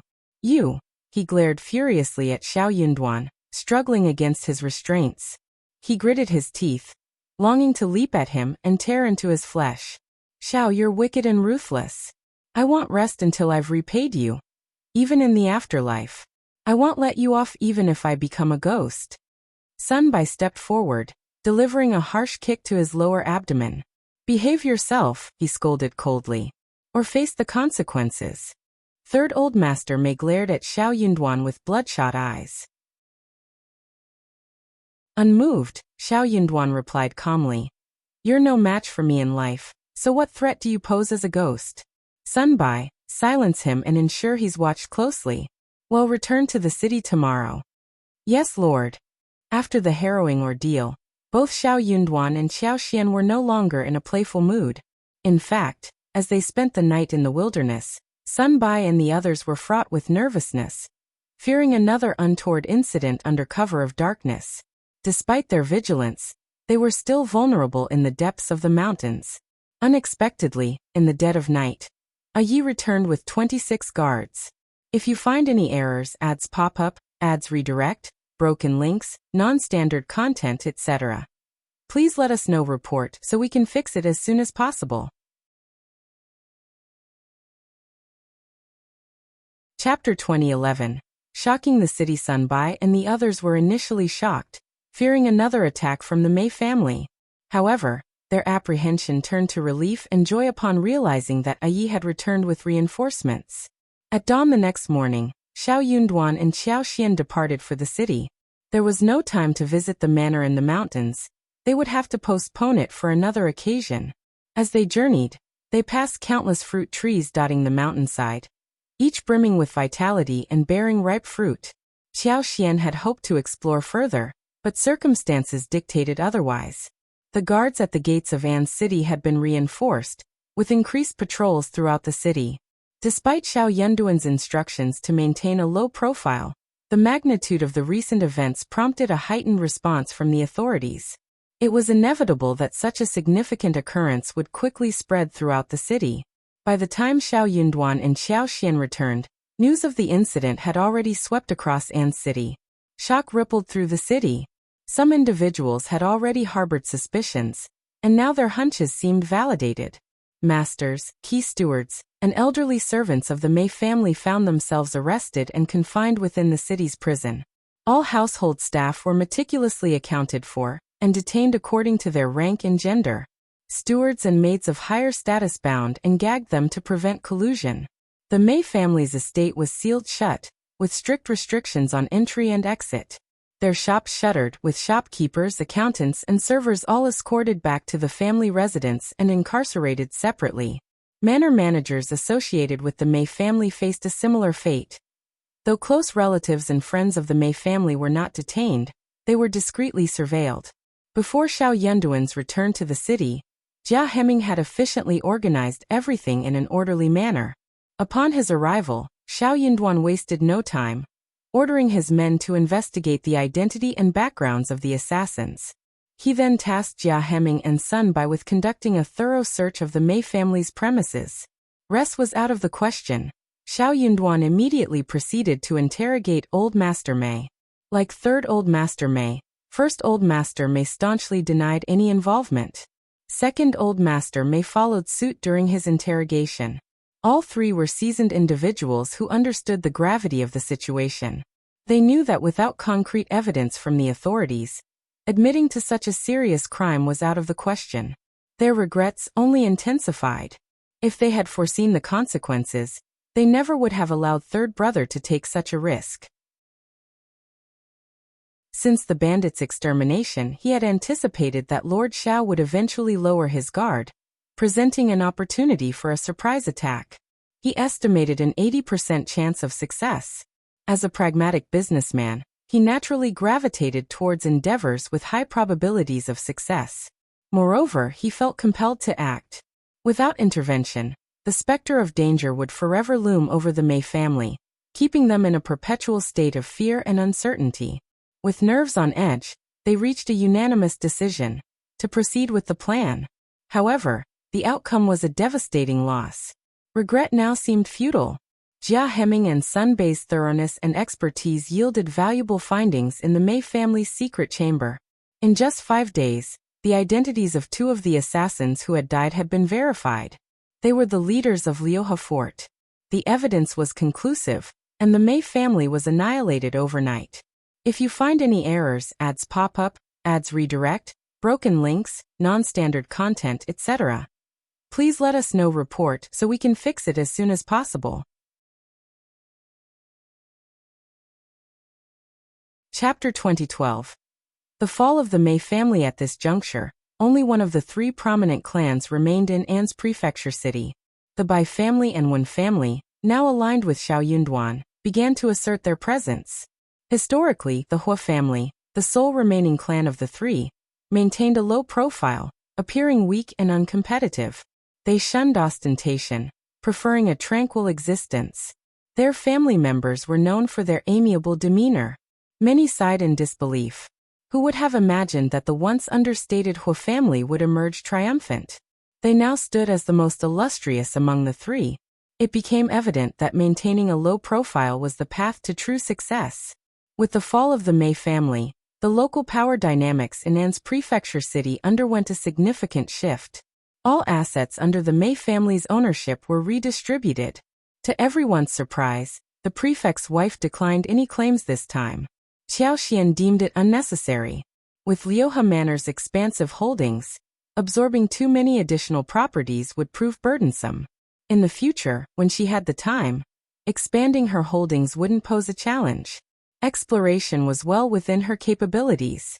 Furthermore, with the vast expanse of land at Liuhe Manor, it was more than sufficient for dealing with the hidden valley in Mealy Town they had previously discovered. Shortly after Qiao and Anan returned to their hometown, Shao Yunduan arranged for the construction of the hot spring villa. Utilizing local materials to construct a wooden house, and utilizing natural water sources to create hot spring pools didn't require intricate designs. Everything was kept simple and straightforward, making the process relatively easy. Yi proposed the idea of establishing a pasture and raising cattle, sheep and horses. While acquiring cattle and sheep was straightforward, obtaining horses posed a challenge. However, since wild horses roamed the area, arrangements could be made to capture and domesticate them. Shao Yunduan found the idea intriguing, but decided to discuss it with Qiao first before making any commitments. Qiao and her son had only returned home a few days prior, but upon hearing Shao Yunduan's proposal, she readily lent her support. She believed that even if they couldn't capture the entire herd of wild horses, they could still manage to secure a significant portion alive. With her presence, success was assured. Accessing that area for leisure was effortless for her, and her presence would deflect any suspicions. The vastness of the land made establishing a ranch a lucrative venture. Qiao had little interest in involving herself in the Mei family's affairs. Her reluctance to participate meant the other family clans in An's city faced no opposition. Following a round of competition and behind-the-scenes negotiations, they swiftly divided up the Mei family's assets, tacitly excluding the Fan clan and the Lu clan from the proceedings. Needless to say, Lord Shao harbored no desire to witness the further development of the Fan family. Moreover, the third daughter of the Lu family had incurred Lord Shao's wrath, ensuring they wouldn't be allowed to capitalize on the situation. These two families seemed oblivious to their standing. While Lord Shao had shown magnanimity in letting them off, it didn't imply a willingness to tolerate their resurgence. During such tumultuous times, shouldn't those with sense remain low-key and lead a discreet existence? The Lu family, in particular, trembled in fear at the collapse of the Mei family, dreading the possibility of being implicated themselves. If you find any errors, ads pop up, ads redirect, broken links, non-standard content, etc., please let us know. Report so we can fix it as soon as possible. Chapter 2013. Cheap. If Shao Yunduan were inclined to seek financial gain, he could have easily resorted to extortion, exploiting the Mei family through exorbitant demands or outright robbery. Yet Shao Yunduan wasn't cut from that cloth. He understood well the clandestine nature of the Mei family's operations, recognizing the third old master's past as a mountain bandit, a closely guarded secret within the family. This knowledge was closely guarded. Even the Mei family's closest associates remained unaware. Consequently, Shao Yunduan maintained a distance from any affiliations tied to the Mei family. Despite some feeling remorseful and attempting to assuage their guilt through clandestine gifts to his office, Shao Yunduan rebuffed such attempts. Among the gift givers were the Lu family, though Shao Yunduan declined their offerings. He discerned the Lu family's innocence in the affair, causing them to breathe a sigh of relief. Observing the Mei family's business heading for auction, The Liu family saw an opportunity to engage without fear of reprisal. In accordance with tradition, the properties up for auction were notably affordable, making them an enticing investment opportunity. Who wouldn't seek to capitalize on such advantageous circumstances? However, to their dismay, they found themselves shunned by other influential family clans, receiving no semblance of respect. The Liu family seethed with anger and resentment. In the past, when the Mei family held sway, no one in An's province would have dared to treat them with such disdain. The Liu family felt the sting of insult added to injury, finding the behavior of others truly despicable. As the Mei family's kin by marriage, they felt entitled to assume control of the family's affairs. Why were they summarily excluded? Their indignation simmered, and they contemplated lodging a complaint with Lord Shao at the state government office. Yet, fear held them back from taking such bold action. Thus, the Liu family harbored deep regret. If only their daughter had chosen to align herself with Lord Shao earlier, they lamented, no one would dare to slight the Liu family in this manner. The Liu family found themselves teetering on the edge of temptation, eager to act but restrained by apprehension. Similarly, the Fan clan felt the pull of opportunity, but faced the bitter taste of rejection. Their frustration mirrored that of the Liu family. However, unlike the Liu family's emotional investment, the Fan family had approached the situation with measured expectations. Their disappointment, therefore, was tempered by foresight. Unlike the Liu family's raw indignation, Fan Rian couldn't resist stoking the flames of resentment in front of old lady Fan. Imagine if Ruerue were to marry Lord Shao. Suddenly, those who spurned us would scramble to win our favor. They wouldn't dare to turn up their noses or act superior. I never imagined the Mei family harbored such secrets. Lord Shao, your escape must have been harrowing. They nearly succeeded in their nefarious plans.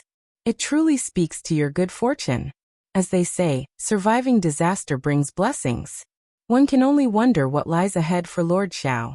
Mother, if Ruerue were to align with him, it could only benefit our family. Mother, wouldn't you like to see our Fan clan restored to its former glory? Old Lady Fan had long been plagued by frustration, disappointment, and simmering anger over the downfall of the Fan family. She rarely ventured outside now, fearing the scorn and mockery of old adversaries. The mere thought of such humiliation was enough to incense her to the core. Driven by this deep-seated fear and desire for vindication, Old Lady Fan harbored a fervent longing for the resurgence of the Fan family. With advancing age, she recognized the fleeting nature of time. If the family's fortunes didn't reverse soon, she feared she might never witness their restoration. To her, it was a matter of dying with unfulfilled grievances. As Fan Rian continued to speak, Old Lady Fan found herself wavering.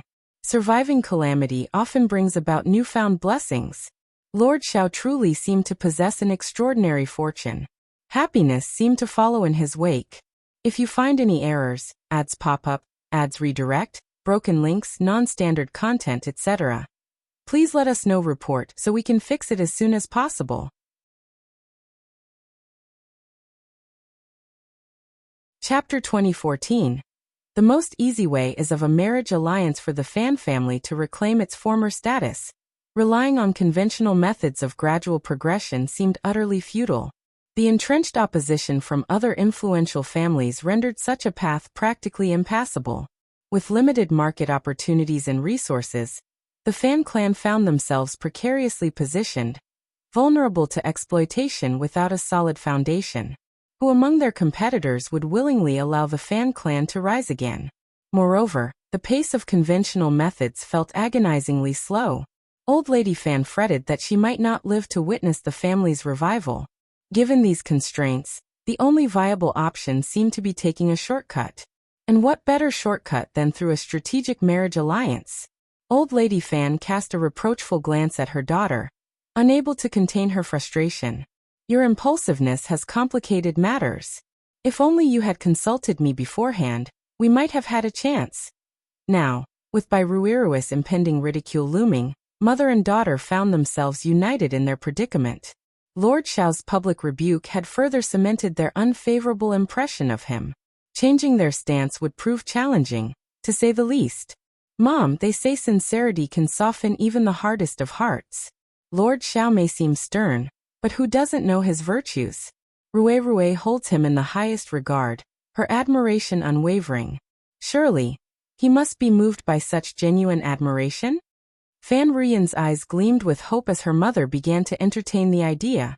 She spoke with fervor, fueled by her conviction. Old Lady Fan regarded her daughter with a mixture of bemusement and concern. What had spurred this sudden enthusiasm?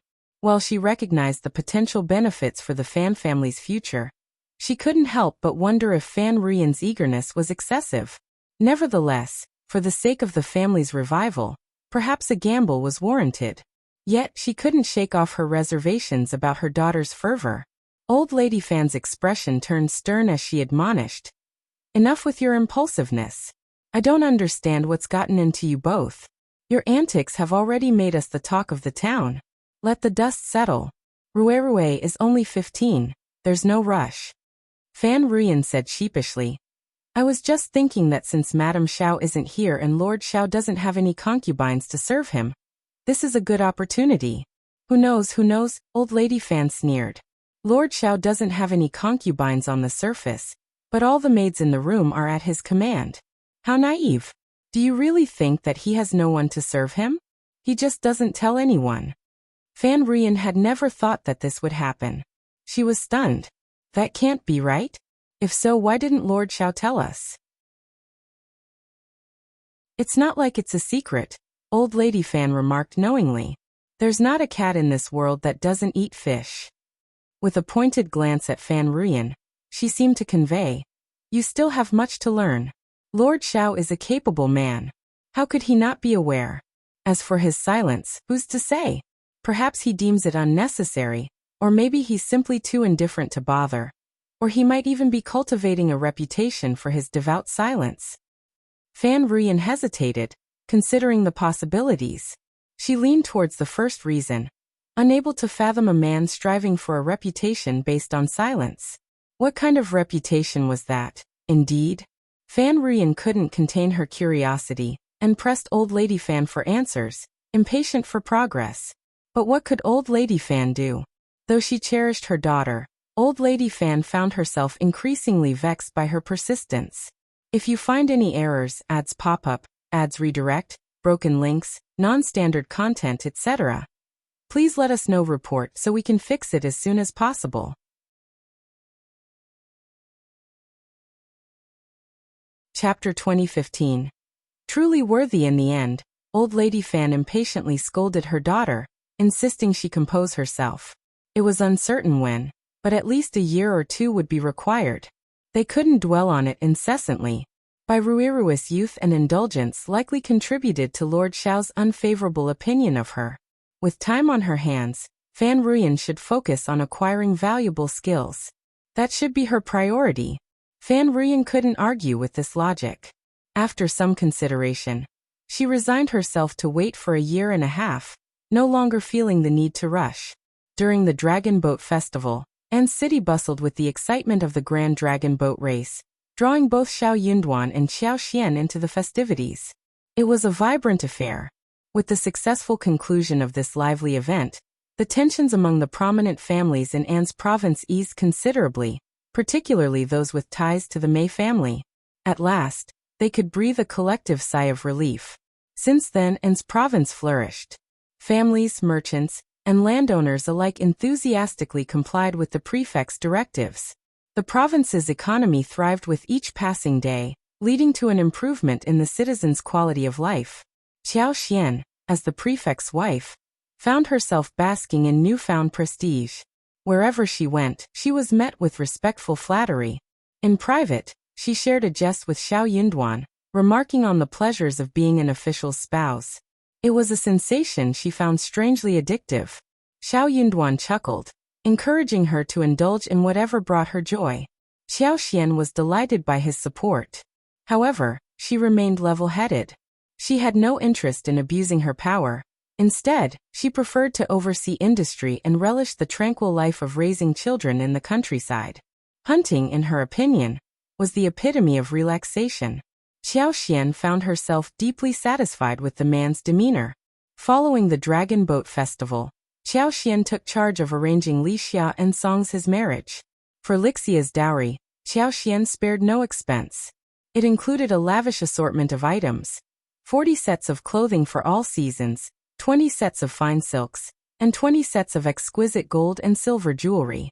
Among these treasures was a set of gold jewelry adorned with gems and pearls, 2 pairs of jade bracelets, a pair of heirloom bottles symbolizing prosperity, and a complete set of mahogany furniture, comprising a canopy bed, wardrobe, dressing table, chest of drawers, and standing screen.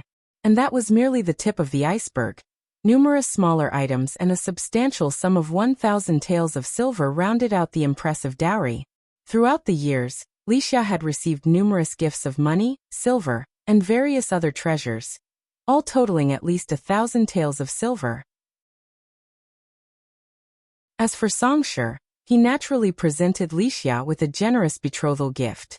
Having grown up alongside Lixia, their fondness for each other had blossomed over the years. Perhaps it was due to Lixia's close relationship with Qiao, but regardless, Song's affection for her was genuine. In order to preserve Lixia's dignity, he spared no expense in his offerings. Apart from a few token items like wine, snacks, and candied plums, Qiao held nothing back, ensuring that every gift was bestowed upon Lixia with love and care. Qiao and Shao Yunduan possessed a plethora of properties in An's province. Even if Shao Yunduan didn't hold an official position there, someone would still need to manage these estates. Song might even visit occasionally. Thus, they decided to acquire a house in An's province. The property wasn't extravagant, occupying less than 2 mu of land. It comprised a dozen or so well-built houses, with a spacious backyard that could easily be transformed into a charming garden. What made this residence truly remarkable was its proximity to the state government office, providing unparalleled convenience for Shao Yunduan and Lixia to commute between their home and work. If you find any errors, ads pop up, ads redirect, broken links, non-standard content, etc., please let us know. Report so we can fix it as soon as possible.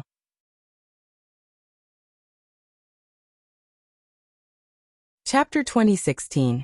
Lixia gets married. Given their busy schedules, Qiao and Shao Yunduan enlisted the help of a maid and a valet to manage household tasks. Additionally, they hired a kitchen maid to tend to cooking and laundry duties. In the latter part of the previous year, Song had diligently overseen the renovation of their new home, ensuring it was ready for Lixia's wedding. The festivities surrounding Lixia's nuptials were joyous and spirited, drawing envy from both the staff within the state office and residents of An's prefecture city. The abundance of dowry items far surpassed anything seen in even the wealthiest households. The wives of the state office clerks couldn't help but feel envious and resentful. They knew that when their own daughters married in the future, they wouldn't hold a candle to Lixia, a mere maid. The prefect's wife had been exceedingly generous. As Lixia bid farewell to the pavilion, tears welled in her eyes as she bowed deeply to Qiao and Shao Yunduan, expressing her heartfelt gratitude. Back when she was purchased from the human broker by her master, Lixia had only dared to hope for an existence free from beatings and scoldings. Who could have imagined that such a day would dawn upon her? Following her marriage, Lixia assumed the role of Qiao wife, while still managing household affairs. Qiao also broached the topic with Mian and Yi, expressing her desire to arrange weddings for them as well. However, Mian expressed a reluctance to marry just yet, preferring to continue working for a few more years. Qiao respected her wishes and conceded with a smile, assuring her that she could marry whenever she felt ready.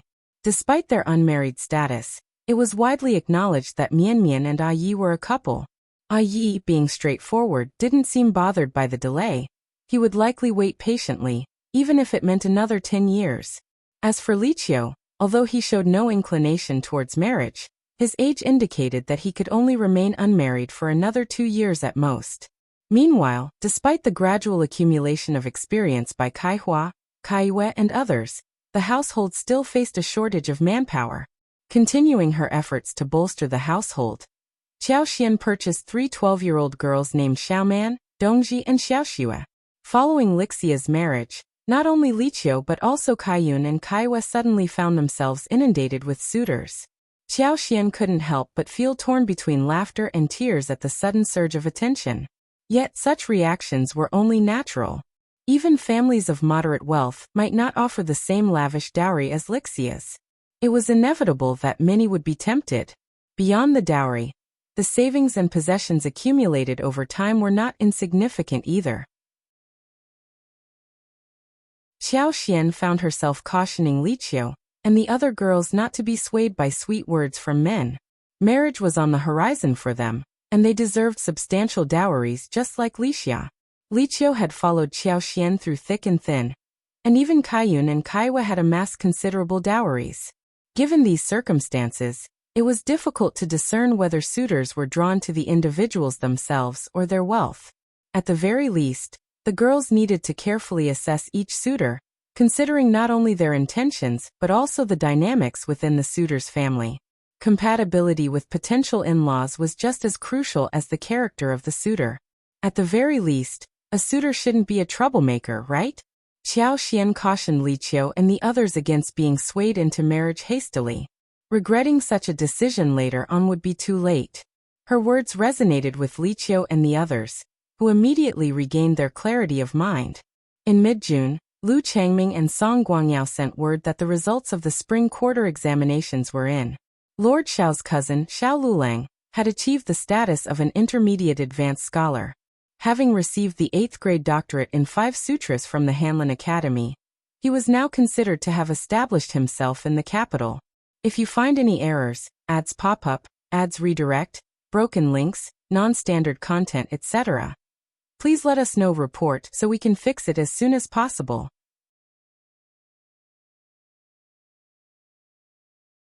Chapter 2017. Not lucky. Lord Shao, renowned for his expertise in the 5 sutras, deliberately maintained a low profile, never alluding to his connection with Shao Yunduan. Few were aware that he was Shao Yunduan's cousin. He made no mention of his hometown, Shaoding village in Yuzhong Heshan County, opting instead to reference Yuzhong alone. It appeared he wished to sever all ties with Shao Yunduan. Furthermore, it seemed he was cultivating closer ties with the 4th prince's circle. Had it not been for the letter from Lu Changming and Song Guangyao, Shao Yunduan might have dismissed it all as a jest. While Shao Yunduan had cautioned Zhao Shu against prying too deeply in the capital, it didn't mean he was indifferent to its affairs. Zhao Shu, despite his wealth, was not adept at scheming. His conspicuous activity in the capital could draw unwanted attention and trouble. Before departing, Shao Yunduan had instructed Lu Changming and others to keep a watchful eye on certain individuals, urging vigilance and caution. He emphasized the importance of maintaining a distance from potentially risky alliances. The news of Shao Lulang's intermediate status left Shao Yunduan incredulous. "It's hard to believe," he remarked, not out of disdain for Shao Lulang, but out of a keen understanding of his cousin's capabilities. Shao Lulang had barely scraped through as the last among the recommended candidates. If he were to attempt the exam again, it was doubtful he'd even secure an intermediate status, let alone achieve the rank of advanced scholar. Shao Yunduan knew this all too well. It seemed implausible that Shao Lulang had attained such a prestigious title based solely on his abilities. When Lu Changming and the others mentioned Shao Lulang's proximity to the 4th prince, Shao Yunduan's suspicions were confirmed. So, that was the crux of the matter. It was likely that the 4th prince had orchestrated Shao Lulang's elevation to advanced scholar, not out of genuine recognition of his talents, but as a calculated move to exert control over him. Shao Yunduan couldn't help but feel a sense of foreboding. It appeared his cousin had unwittingly become a pawn in a much larger game. The uncertainty of the future necessitated preparedness. To the 4th prince, Shao Lulang was merely an advanced scholar, a pawn easily manipulated. His placement in the capital could serve the prince's agenda in unforeseen ways. Shao Yunduan couldn't shake off his disgust. He hastily instructed Lu Changming and the others to closely monitor Shao Lulang. If he acted recklessly, they were authorized to intervene and teach him a lesson to curb his audacity. Despite his reservations, Shao Yunduan couldn't remove Shao Lulang from his position in the intermediate school or at Hanlin Academy. It came as no surprise to Shao Yunduan that Shao Lulang hadn't mentioned him. He likely feared being implicated in any misdeeds. Qiao Xian shared Shao Yunduan's astonishment. She hadn't anticipated her husband's misjudgment. When word of this reaches third uncle and third aunt-in-law, they'll be insufferably smug, remarked Shao Yunduan with a sneer. Indeed, he continued sarcastically. Look at their accomplished son, flourishing in the capital. He's surpassed me by leaps and bounds. Qiao Xian chuckled in agreement. Let them revel in their pride for now. It'll be satisfying to see them fall from their pedestal in a few years. Shao Yunduan's expression hardened. Indeed, that's unlikely. Qiao Xian's smile widened. Then let's watch and wait. Instruct Lu Changming and the others to keep a close watch on him, and prevent any missteps. Shao Yunduan nodded. Agreed. Let's observe from a distance. It was likely that the fourth prince had taken Shao Lulang under his wing in the capital. As long as he remained there, the prince could assign him a minor role, and keep him under his thumb. If needed, he could be utilized in the future. And if not, the prince wouldn't incur any losses. If you find any errors, ads pop up, ads redirect, broken links, non-standard content, etc., please let us know. Report so we can fix it as soon as possible.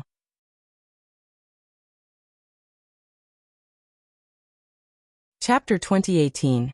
Green smoke from the ancestral grave. In such circumstances, Shao Lulang seemed inconsequential, while living in the capital held some significance. Making a name for himself appeared unattainable. Yet, Shao Yunduan found himself unexpectedly longing for him, despite their time apart. Word swiftly spread to the village that Shao Lulang had ascended to the rank of advanced scholar, and secured a position at the prestigious Hanlin Academy. With the finesse of the spring and autumn brush, he penned a letter bearing auspicious tidings. Of course, he omitted his own achievement as an advanced scholar. Such humility was customary. To the villagers, the distinction of an advanced scholar might have been unfamiliar, but the stature of scholars was widely known. He couldn't risk losing face. In his missive, he merely conveyed his success in the advanced scholar examination, and his commendation by esteemed figures, leading to his tenure at the Imperial Forest Academy in the capital. He casually remarked on the exclusivity of Hanlin Academy, where only a select few, numbering no more than 20, were admitted each spring examination, all of them notably exceptional. Initially intending to return to his hometown to honor his ancestors, he explained that his duties at the apex demanded his undivided attention, leaving no room for a homecoming. Official matters, after all, took precedence. Shouting village erupted into excitement once more. The Shao family is truly blessed.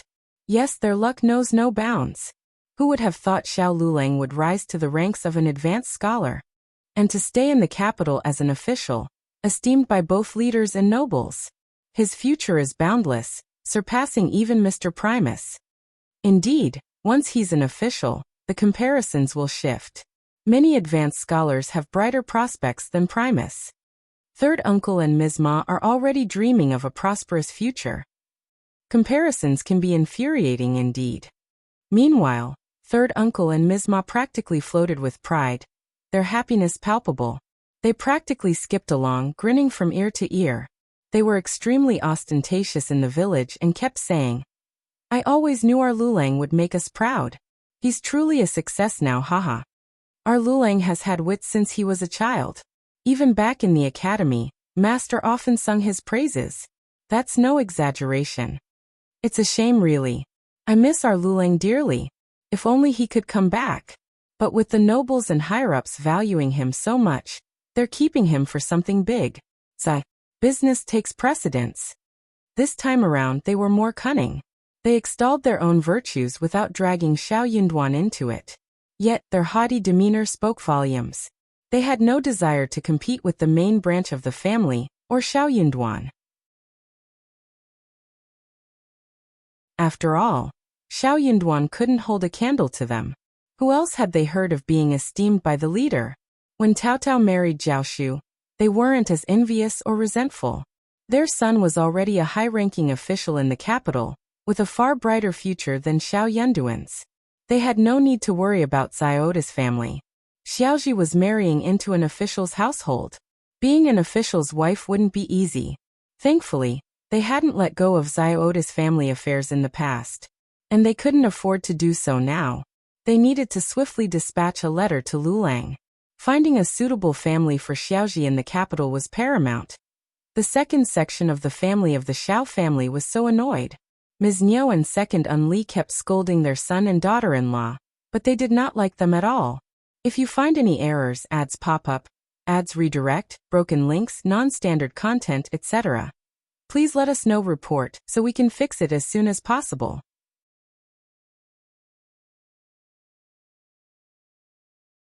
Chapter 2019. Ms. Fang disregarded this MS. Niu and second uncle berated their two sons as useless for not attending school. They pointed fingers at the main branch of the family, accusing them of favoritism. Why didn't Shao Lulang ensure his own sons received an education like he did? If he had, our boys might be esteemed scholars by now. Shao Erlang and Shao Xilang felt utterly demoralized. What had they done to deserve constant scolding and trouble? But studying wasn't something they excelled at, no matter how much envy they harbored. After finishing their tirade against their sons and daughters-in-law, Ms. Niu and second uncle turned their attention to Xianwen, pressuring him to work harder. Their sons were beyond redemption. They would have to pin their hopes on their grandchildren now. But how could Xianwen endure such suffering? His protests echoed through the courtyard. Life in the second branch of the family's household was filled with the sounds of children being reprimanded and punished daily. Despite Shao Lulang's absence for ancestral rites, third uncle and Ms. Ma decided to host a lavish banquet to celebrate. However, this posed a slight dilemma. When Shao Lulang first arrived in the capital, he essentially depleted their household funds to ease his transition. While their family still lived comfortably, their coffers were noticeably lighter. Hosting a lavish banquet seemed out of reach.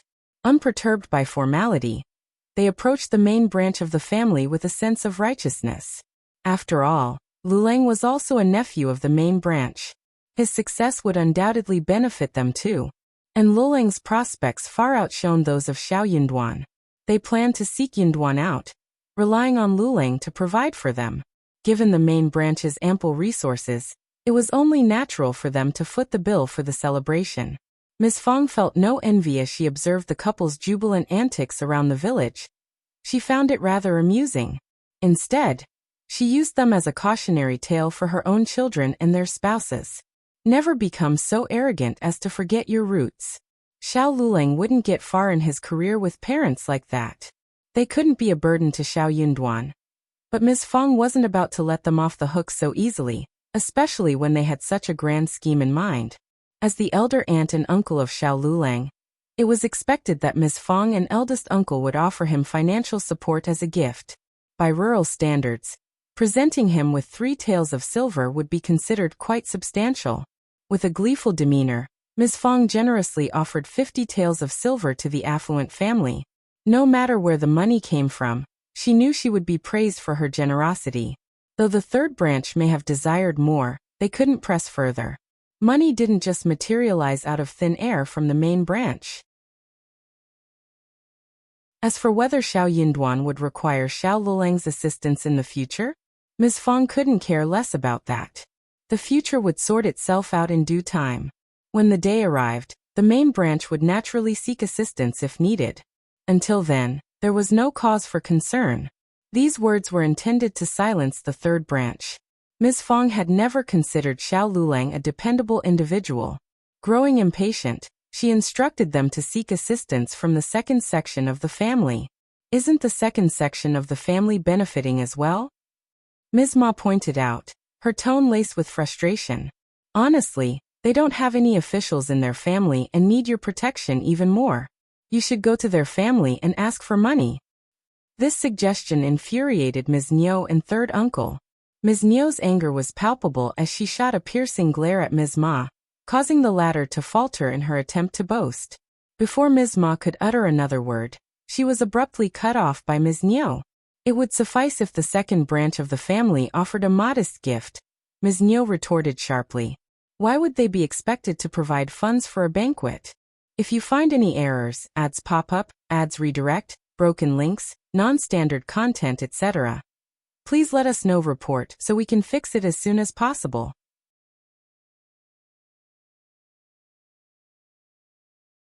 Chapter 2020. Anyone would get tired of it since the second branch of the family wasn't forthcoming with assistance, and Ms. Fang wasn't cooperating. Ms. Ma and third uncle begrudgingly accepted the 50 taels from Ms. Fang and added another 10 taels to fund the banquet. Hosting a banquet for 60 taels of silver was already quite a feat for country folk. Yet Ms. Ma and third uncle couldn't shake off their disappointment, knowing it paled in comparison to the grandeur of Shao Yunduan's hometown banquet. All they could do now was wait. When Lulang returned in the future, they vowed to make it up to him. No matter how festive, every celebration had its end. The banquet of the third branch came and went, and well wishes abounded. Gradually, people returned to their own lives, paying less attention to the matter. But not Ms. Ma and third uncle. The couple appeared intoxicated with joy, parading around with their heads held high, eagerly awaiting flattery and praise. Initially, others indulged them, offering compliments out of courtesy. They feigned envy and admiration, playing along with their charade. But such flattery grew tiresome over time. Eventually, even the most patient souls would tire of it. However, Shao Lulang's high-ranking status in the capital's hierarchy made him untouchable, dissuading anyone from offending him easily. Consequently, when others spotted Ms. Ma and third uncle from a distance, they conveniently averted their gaze, lowered their heads, and hastened away. Noticing the avoidance, Ms. Ma and third uncle grew increasingly irked, venting their frustrations in private. Their most common refrain was the wait-and-see series. They vowed that when Lulang returned, none of these people would dare to approach him if he had the power. And if they had the means, they wouldn't need to rely on their family's support in the future. Meanwhile, at the main branch of the family, Shao Yunduan dispatched someone to fetch Ms. Fang and eldest uncle for a brief visit at the end of June. Ecstatic, Ms. Fang and eldest uncle couldn't contain their joy. Of course, they would eagerly accept the invitation to their son's abode. The entire family accompanied them, leaving only a caretaker and Chunyu behind to tend to the household. Before departing, Ms. Fang instructed the land officer to look after their affairs and reminded the housekeeper to defer to the main branch's authority, ensuring no decisions were made without their consent. If anyone dared to stir up trouble, they would seek justice from the land officer, a clear indication of their vigilance against the third branch of the family. It was evident that they were wary of potential disruptions from the third branch, as they were the only ones audacious enough to instigate conflicts with the main branch. Unless eldest uncle passed away one day, the animosity from the third branch would continue unabated, resulting in occasional flare-ups. They couldn't seem to learn their lesson. When Shao Yunduan sent for them, the entire first branch of the Shao family eagerly packed their belongings and embarked on the journey with 2 large carriages, one for the maids and the other for Shao Yunduan and Qiao Xian. Accompanied by 10 mounted guards, they set out. This spectacle evoked envy and admiration from the villagers. Those who had once believed Shao Lulang held more promise than Shao Yunduan underwent a change of heart. They now saw the superiority of Shao Yunduan. After all, he was the primus. When he returned to his hometown to honor his ancestors, it would undoubtedly be a grand affair. Having served as an official in the capital and now serving as a local magistrate, he was accruing valuable experience. It was only a matter of time before he ascended to a higher position in the capital. Moreover, the fact that his parents dispatched so many people to fetch his family back suggested they were in good spirits and enjoying prosperity. If you find any errors, ads pop up, ads redirect, broken links, non-standard content, etc., please let us know. Report so we can fix it as soon as possible.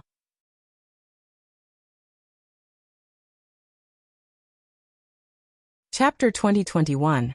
Still unruly in comparison, Shao Lulang seemed significantly inferior. Third uncle and Ms. Ma, known for their propensity to stretch the truth, especially Ms. Ma with her loquacious nature, found themselves biting their tongues. How much of what they claimed was genuine? It seemed that if Shao Lulang scored 1 point, the couple would undoubtedly award him 10. With this realization, they no longer feared them. However, Ms. Ma and third uncle grew agitated once more. The arrival of Ms. Fang in An's province promised to bring a lively atmosphere. Unexpectedly, in July, Zhao Shu arrived with Tao Tao.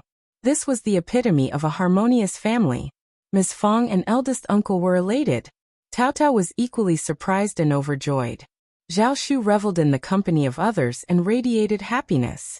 The back office's eastern courtyard in An's province buzzed with liveliness. Meanwhile, Zhao Shu took Tao Tao to pay respects to their ancestors at the Zhao family's ancestral home. To Zhao Mu's dismay, Zhao Shu brought along Miss Qin. Despite Zhao Mu's irritation, Zhao Shu didn't neglect him and introduced him to Tao Tao, addressing Zhao Mu as uncle. As for Miss Qin being a mere concubine, Zhao Shu didn't even spare her a glance, let alone an introduction. Zhao Mu was seething with rage. However, Zhao Mu was keen to save face, so he refrained from speaking out. Miss Qin, on the other hand, wasn't as reserved. She erupted in anger on the spot, exclaiming, "He's your biological father." Zhao Shu, growing impatient, interrupted her sharply. "Your family is still so unruly. Is a concubine worthy of interrupting? If she were in our residence, such unruliness would have been disciplined long ago. And I have only one father. If anyone doubts it, they can take it up with the patriarch." "You. What about you? Uncle, your concubine truly lacks decorum. How dare she speak out of turn? If she continues disregarding propriety, she'll sow discord in the family and breed chaos. Who's to say she won't deteriorate further in the future? Uncle, are you going to let this slide?" Zhao Mu seethed in silence. Miss Qin seethed too, but dared not voice her discontent. She knew that if she spoke, Zhao Shu would promptly cut her off with the word concubine, denying her a chance to finish her thoughts. This despicable man. Truly despicable. With a contemptuous glance at Zhao Mu, Zhao Shu sneered before departing with Tao Tao. Finally, Zhao Shu grasped the situation. It was evident that Zhao Mu had grumbled about why Miss Qin accompanied them. There were certain things he couldn't voice due to his concern for saving face, but Miss Qin didn't share his reservations. Miss Qin was shameless and lacking in intelligence. She didn't hesitate to speak her mind, though she seldom had the opportunity to do so, as Zhao Shu always cut her off.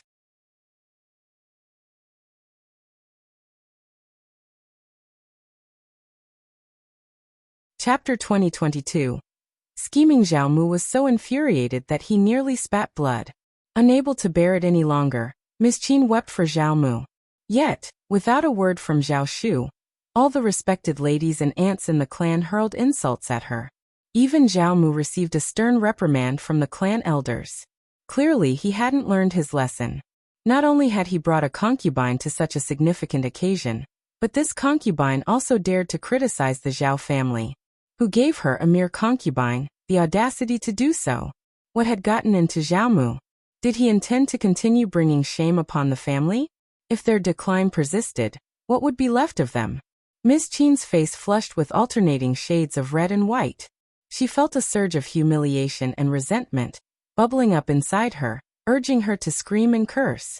Among those who criticized her, many were familiar faces. When her old master was still the wealthiest man in Yangzhou, none of them dared to call her a concubine.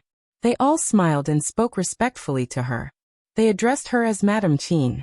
But now, they turned on her faster than the changing tides. Who were they to judge her? Naturally, Zhao Mu didn't dare to oppose the entire clan. He could only swallow his pride, publicly apologize and chastise Miss Qin.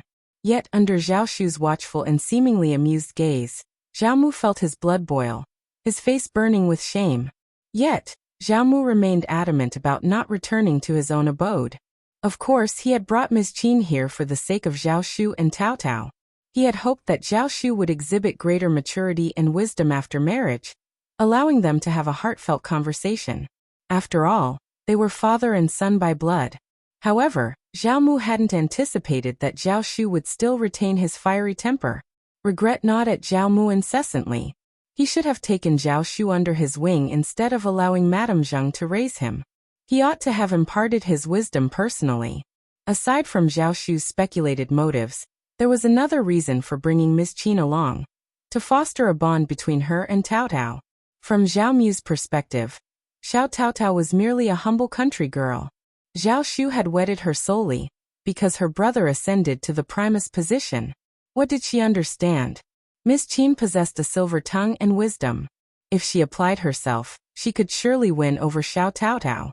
And if she could win over Xiao Tao Tao, Zhao Shu would heed his counsel. Thus, Miss Qin brainstormed ways to connect with Tao Tao. Tao Tao didn't want to see her at first, but she couldn't stop pestering her, so Tao Tao saw her. He might as well meet her and make her give up so that he could get some peace and quiet. Indeed, Miss Qin had given up after seeing him. The countryside girl was not easy to coax at all. She was as annoying as Zhao Shu and kept saying that she had no respect for him. Concubines made her blood boil. In the end, her anger turned into anger. She couldn't take it anymore and mocked Tao Tao. Tao Tao asked someone to slap her face. Not only did Ms. Qin receive a slap, but she was also escorted by someone to lodge a complaint with the patriarch's wife, resulting in another reprimand. Even Zhao Mu wasn't spared. Both of them left, seething with indignation. Meanwhile, Zhao Shu was elated. He lingered in the capital with Tao Tao for a while, introducing her to their relatives and paying respects to their elders. Following these formalities, they returned to Jiangnan before heading to An's province. Unrestrained and carefree with Tao Tao by his side, Zhao Shu decided they would spend the Mid-Autumn Festival with Qiao Xian and Shao Yunduan in An's province. If you find any errors, ads pop up, ads redirect, broken links, non-standard content, etc., please let us know. Report so we can fix it as soon as possible.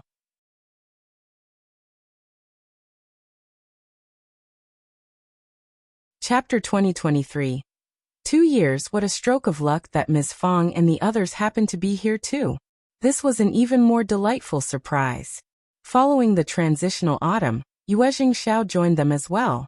Qiao Xian, Yuezhing Shao, and Zhao Shu resumed their business discussions.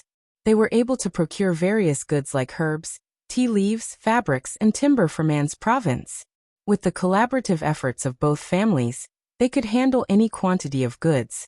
Their plans unfolded seamlessly.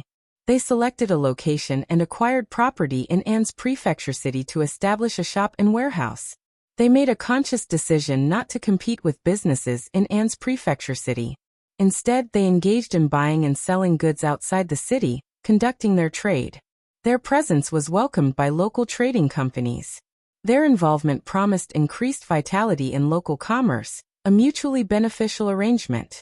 By mid-September, Ms. Fang and eldest uncle found themselves unable to stay longer. With the autumn harvest season beckoning, they had to return home promptly.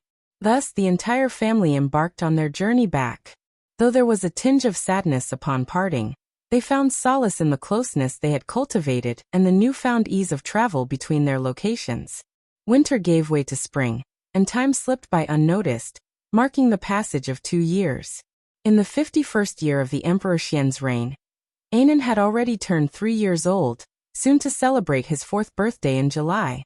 The lively little fellow was robust and full of mischief, keeping the east courtyard of the back office bustling with activity each day. Over the past 2 years, the economic prosperity of Anzuzhou had flourished remarkably. An increasing number of individuals ventured into cultivating medicinal herbs, peppers, star anise, and peppers. Many households even ventured into small-scale poultry farming, raising chickens and ducks. While the operations weren't massive, there was still a market for their produce. Qiao Xian, Zhao Shu, and Yuezhing Shao eagerly purchased these goods, provided they met their quality standards. With the proliferation of these specialty products, the local populace found themselves with more disposable income than ever before, leading to an improvement in their quality of life. The adoption of potatoes as a staple crop also gained rapid momentum. Within just 2 years, nearly every farming family had integrated potato cultivation into their agricultural practices. Larger households dedicated 4 to 5 mu of land to potato cultivation, while smaller ones allocated 1 or 2 mu. Some ambitious farmers even cultivated more, recognizing the immense benefits of this versatile crop. Truly, the success was undeniable. With its high yield and low land requirements, potatoes proved undemanding to cultivate. Minimal special attention was needed, planting and basic management sufficed. A single weeding session in the middle of its growth cycle, along with a modest application of fertilizer, could significantly boost yields. In An's province, agricultural families were scarce. Some households, despite having 12 to 13 members, owned only 3 mu of paddy fields. Previously, They struggled to enjoy a full meal of white rice throughout the year.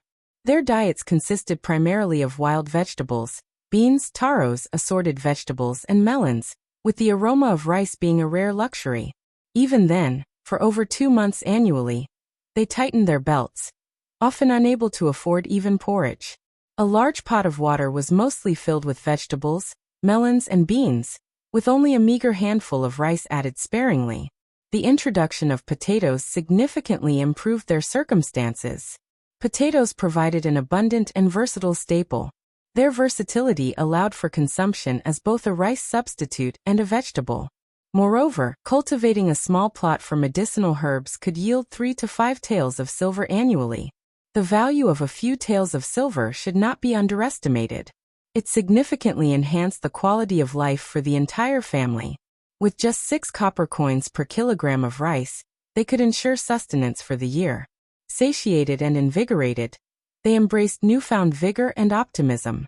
Inspired by Lord Shao and Madame Shao, they embarked on endeavors to cultivate peppers, star anise, and rear chickens and ducks. Their future held promise.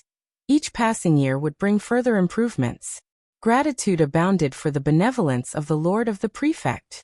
If you find any errors, ads pop up, ads redirect, broken links, non-standard content, etc., please let us know. Report so we can fix it as soon as possible.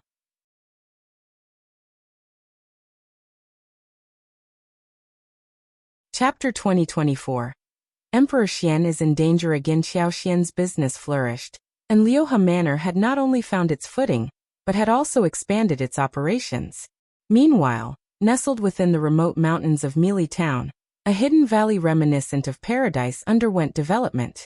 At the heart of this valley stood a rustic hot spring villa constructed entirely from logs. Expansive pastures dotted the landscape, where horses, cows, and sheep grazed. Each year, a portion of the livestock was sold, contributing to the manor's revenue. The horses, predominantly wild, underwent taming efforts led by Yi, Sun Bai, and Zheng Sang, requiring considerable dedication and skill. These horses were truly exceptional, one-of-kind specimens, scarce and highly prized. While there were occasional sales, they were few and far between, spanning not just years but potentially decades.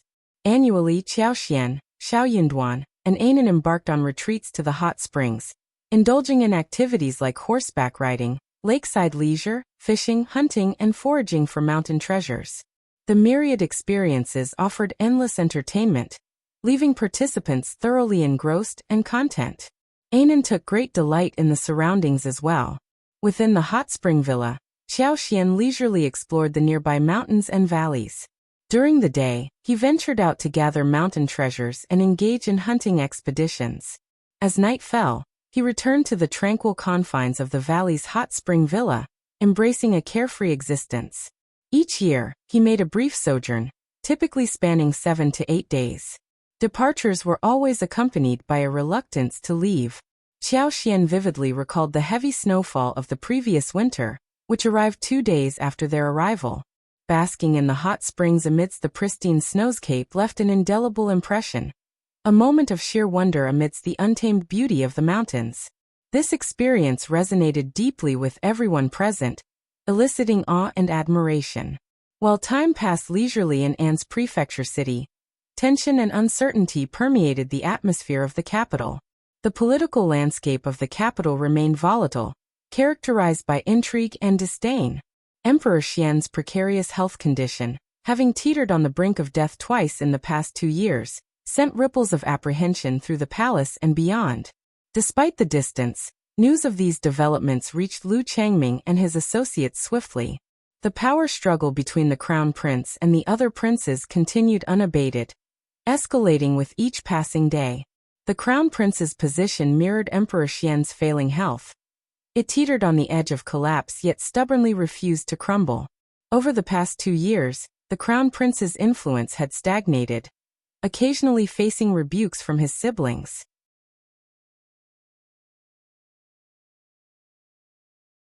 Though fraught with nerves and fear, the crown prince's standing continued to dwindle. With Emperor Xian's close brushes with death, the other princes could no longer afford to remain passive. The prospect of waiting for Emperor Ji Xian's demise, and subsequent ascension to the throne became increasingly precarious. Realizing the urgency, the second prince and third prince, initially inclined to bide their time and capitalize on internal discord, abandoned their passive stance and took proactive measures. United in their determination, they sought to eliminate the crown prince as a crucial first step towards reshaping the political landscape.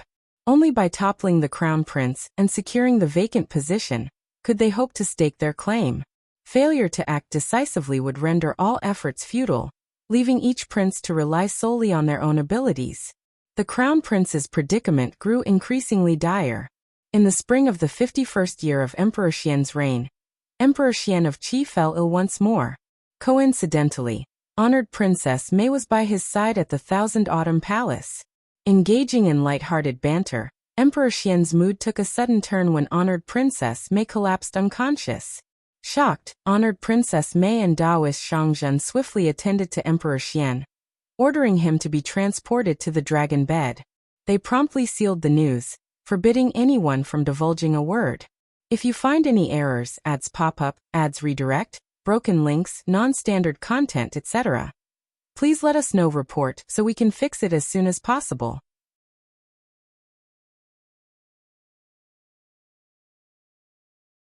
Chapter 2025. Sudden death. Their moods were somber, tinged with a mix of panic and apprehension.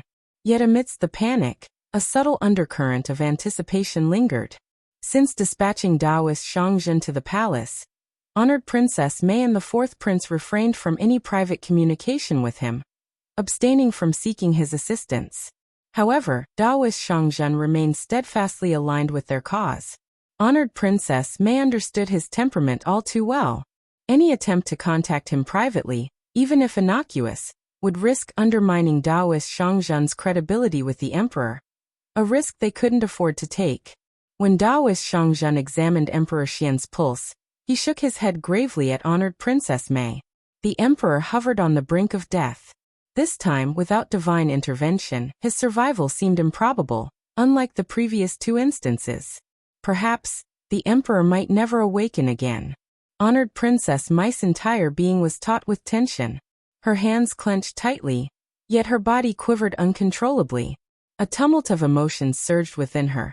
Nervousness, excitement, terror, fear, determination, all intermingled.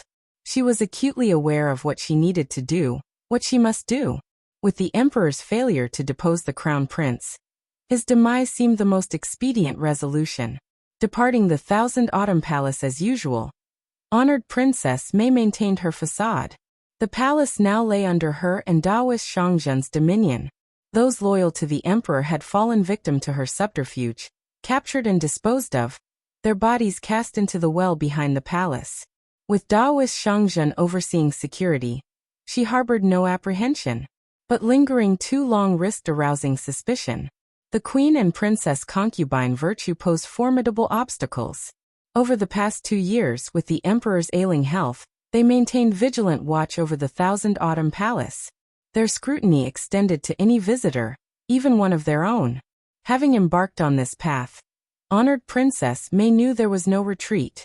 She could only charge forward in one go. Hence, at noon that day, the crown prince died from drinking a cup of tea in the study of the East Palace. Honored Princess Mei's carefully laid plans, embodied in that nail, finally bore fruit after more than a decade. The sudden turn of events left no room for concealment. Moreover, Princess Consort lacked the fortitude and resilience to cope. Upon hearing the shocking news of the crown prince's demise, she initially dismissed it as a cruel jest. Who would dare jest about such a grave matter? Such jesters deserved nothing less than death. Reality crashed upon Princess Consort with devastating force once she grasped the truth. In a frenzy, she hurled herself towards the study in the East Palace, clinging to the desperate hope that the crown prince could still be revived. Surely he wouldn't die, he couldn't die. Just yesterday they shared dinner. This morning he stood in court. How could someone so vibrant succumb to death? It had to be a hoax, a cruel deception. The sight of the crown prince's lifeless body shattered Princess Consort's resolve completely. Her cries echoed through the palace as she beseeched anyone who would listen to summon the imperial physician, to save the crown prince. Little did she know she'd soon be thrust into the chaos, rushing to court, summoning the eldest grandson, and rallying trusted ministers. The news of the crown prince's sudden demise rippled through the eastern palace like wildfire. Meanwhile, the fourth prince had long prepared for such a moment. Swiftly, he dispatched trusted aides out of the capital to rally support while fortifying the palace with his most capable guards. Emperor Xian of Qi had passed away over 2 hours before the crown prince breathed his last. Daoist Shangzhen, having administered the customary immortal pills dissolved in water, watched as Emperor Xian of Qi's breath ebbed away with alarming swiftness. If you find any errors, ads pop up, ads redirect, broken links, non-standard content, etc., please let us know. Report so we can fix it as soon as possible.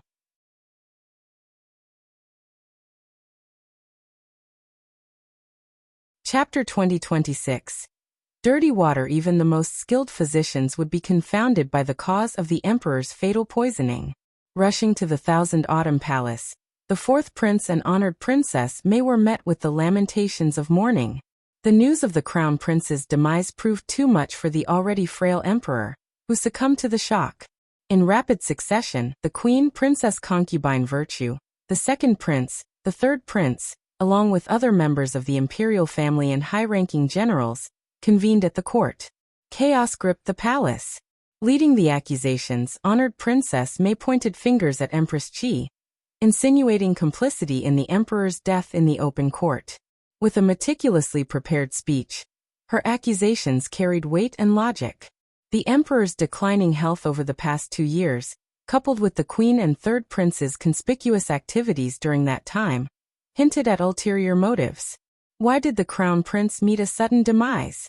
It pointed squarely at the queen's machinations. Unhappy with her own status as queen and her son's failed bid for the crown prince title, the queen likely sought to eliminate the competition. By poisoning the crown prince and inciting the emperor's demise, the queen could circumvent any potential testamentary challenges. With the legitimate heir removed, the path to the throne would clear for the third prince. Such calculated malice displayed by the empress was truly staggering. In that scenario, indeed, Empress Qi and the third prince stood to gain the most, casting doubt and suspicion upon them from all sides. Empress Qi seethed with fury. How dare that woman accuse her of such treachery? Yet, despite her indignation, she found herself backed into a corner. No amount of denial could dispel the pervasive doubt in everyone's minds. The emperor's lack of a testamentary decree and the untimely demise of the crown prince were damning evidence against them. Even if they vehemently protested their innocence, what good would it do? Unless they publicly renounced any claim to the throne. But why refrain from seizing the opportunity? They were the rightful contenders. Why not fight? Honored Princess Mei, that wretched woman, would surely never let them off the hook after casting such damning aspersions upon them. If the fourth prince ascended the throne, death would surely await them. Unless they were sentenced to lifelong imprisonment, a fate scarcely better than death. In a desperate bid to deflect blame, Empress Qi and the third prince turned the tables, accusing the fourth prince and honored Princess Mei of the crime. Their rationale? The mother and son duo had always been scheming. It was common knowledge that the fourth prince harbored ambitions contrary to the crown prince's interests. Moreover, the fourth prince's swift arrival at the palace following the crown prince's demise, accompanied by a retinue, smacked of premeditation. This implied that he was already aware. Regarding honored Princess Mei, her visit to the Thousand Autumn Palace just the day before the emperor's demise raised eyebrows. Who could say if there was more to the story? Daoist Shangzhen, bestowed upon the emperor by honored Princess Mei's family, had vanished. Naturally, suspicions arose. Yet, honored Princess Mei and the fourth prince vehemently denied Empress Qi and the third prince's accusations, dismissing them as baseless conjecture. After all, Daoist Shangzhen enjoyed considerable renown. The emperor sought an expert, and honored Princess Mei's family shared in the burden of governance. What was amiss with that arrangement? Now that the emperor had passed, perhaps Daoist Shangzhen harbored concerns about his safety without the emperor's protection. His departure was understandable, a matter of self-preservation. What did it have to do with them? If you find any errors, ads pop up, ads redirect, broken links, non-standard content, etc. Please let us know report so we can fix it as soon as possible.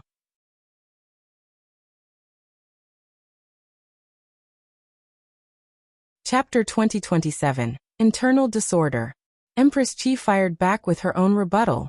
Wasn't Honored Princess Mai's accusation of her and her son also based on mere speculation?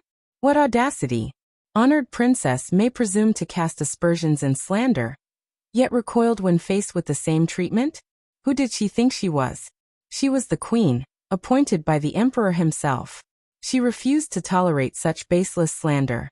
Princess Concubine Virtue and the second prince, sensing their implication in the turmoil, waded into the fray to assert their innocence.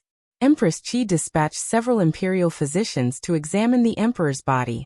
Their conclusion: the emperor's demise resulted not from poisoning, but from prolonged medication use, which had compromised his health over time.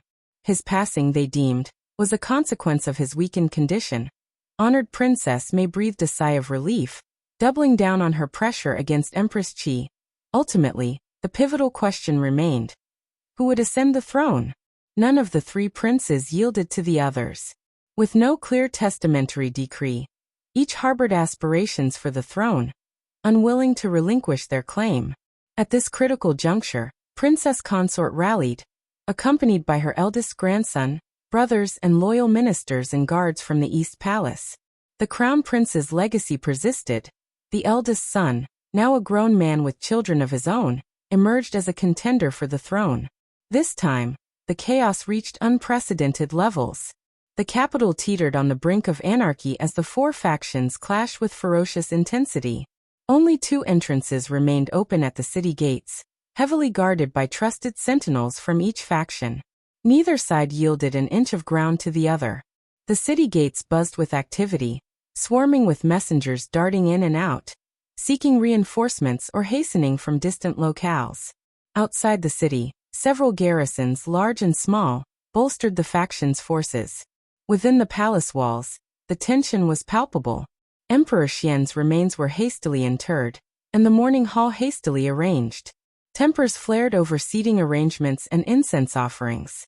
But amidst the chaos, the emperor's funeral took a back seat to the power struggle unfolding before them. The throne beckoned irresistibly, a prize none could ignore and none were willing to relinquish. With no testamentary decree, power lay within reach of the most capable. It was a prize worth fighting for, and no one would shy away from seizing it. Doubtful? Prove your worth, seize it if you can. The ambitions of the princes were no longer veiled, but laid bare for all to see. Courtiers aligned with the princes followed suit, throwing themselves into the fray with abandon. For them, victory meant ascending to the throne. There was no turning back now, only pressing forward. However, loyalists to the imperial court and the late emperor, particularly the venerable old officials, lamented this spectacle. They implored the princes to halt their power struggle and prioritize the funeral rites for the late emperor. How could he rest in peace amidst such turmoil? In response, the princes employed a strategy of deflection, waiting for others to halt first before considering a pause themselves. It was an impasse, a conundrum with no solution in sight. With their own fates hanging in the balance, no one could afford to divert their attention elsewhere. Princess Consort got so furious that she almost exploded. If the crown prince was still around, the throne would naturally belong to him. The crown prince was no longer around. As the saying goes, a son inherits his father's negative karma, so the throne naturally belonged to the eldest grandson. What right did these people have to snatch her son's empire? All of them were shameless. But Princess Consort's faction was the smallest among these forces. Crown Prince had too many scruples, and didn't dare to expand his influence. After all, there were so many eyes on him. At this point, the Eastern Palace was completely powerless to compete with others. If you find any errors, ads pop up, ads redirect, broken links, non-standard content, etc., please let us know report so we can fix it as soon as possible.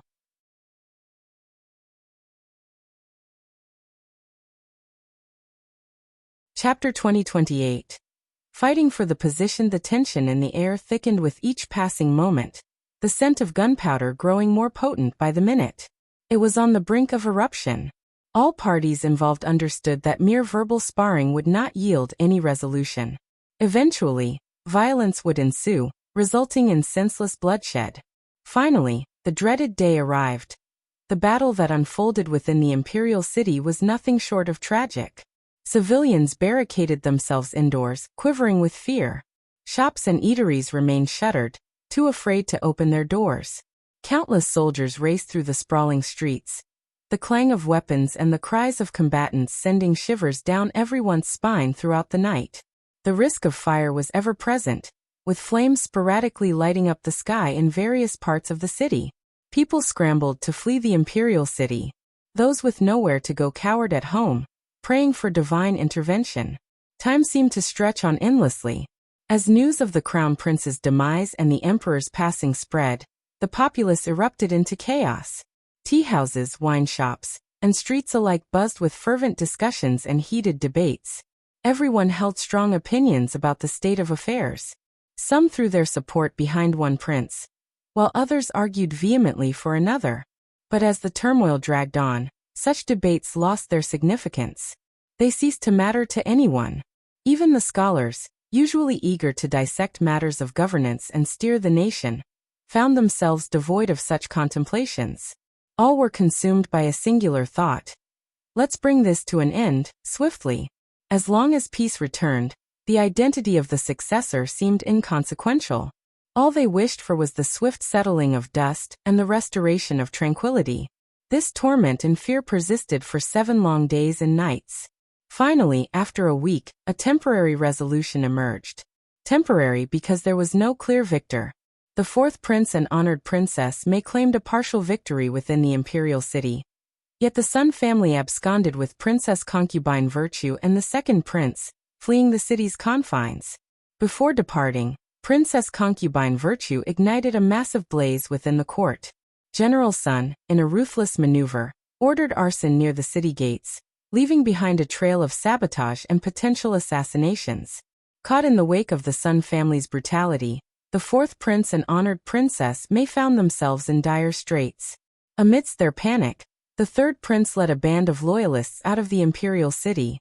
But Empress Qi chose to remain, sacrificing her safety to serve as a diversion. Honored Princess Mei and the 4th prince remained oblivious to the 3rd prince's escape, a consequence of Empress Qi's cunning. By the time they caught wind of it, he had already put considerable distance between them. Fearing a potential trap, the 4th prince hesitated to dispatch pursuers. Nevertheless, Empress Qi remained within their grasp. As for the 2nd prince and Princess Concubine Virtue, lacking the legitimacy of the queen or rightful heir, they held little sway. Once the dust settled, troops could be deployed to quash any rebellion they might foment. Similarly, Princess Consort's family fell under the 4th prince's control. With the crown prince's demise, the East Palace became untenable for them. Consequently, the 4th prince ordered Princess Consort and her kin relocated to the Northern Palace compound. Tragically, all 3 of the crown prince's sons, including the eldest grandson, perished in the prior skirmishes. Only a handful of crown prince's grandsons survived, deemed inconsequential, and thus spared. Devastated, Princess Consort capitulated. Initially resistant to vacate the East Palace, she ultimately lacked the resolve to end her life alongside her family. If you find any errors, ads pop up, ads redirect, broken links, non-standard content, etc., please let us know. Report so we can fix it as soon as possible.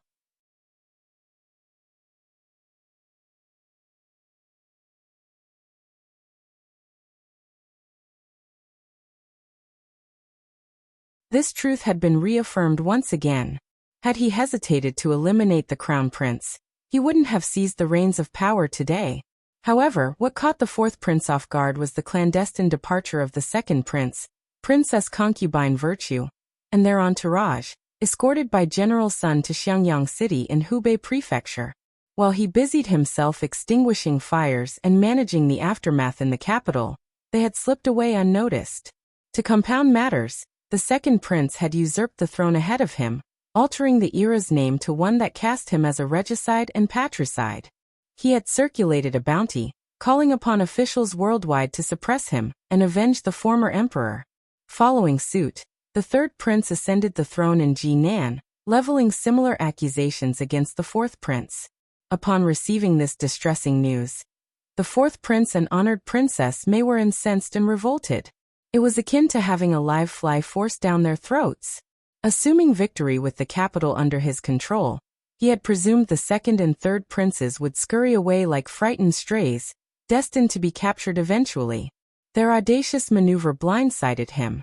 Regret gnawed at the fourth prince's conscience, his insides churning with remorse. Had he possessed foreknowledge, he would have promptly expelled them and claimed the throne. Who could have anticipated their brazenness? Disregarding the auspicious date, the fourth prince hastily crowned himself emperor. If you find any errors, ads pop up, ads redirect, broken links, non-standard content, etc., please let us know. Report so we can fix it as soon as possible.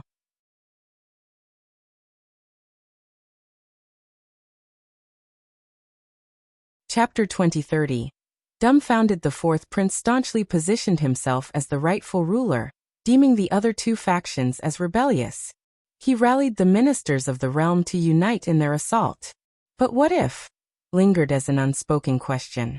Relinquishing the territory he had painstakingly seized was out of the question. His only recourse was swift ascension to the throne. Delaying only rendered him more vulnerable. As the three factions clashed, drawing support and opposition from various quarters, confusion swept through local officials and citizens alike. A proverb echoed in their minds. There's no second master in the family, and there's no second sun in the sky.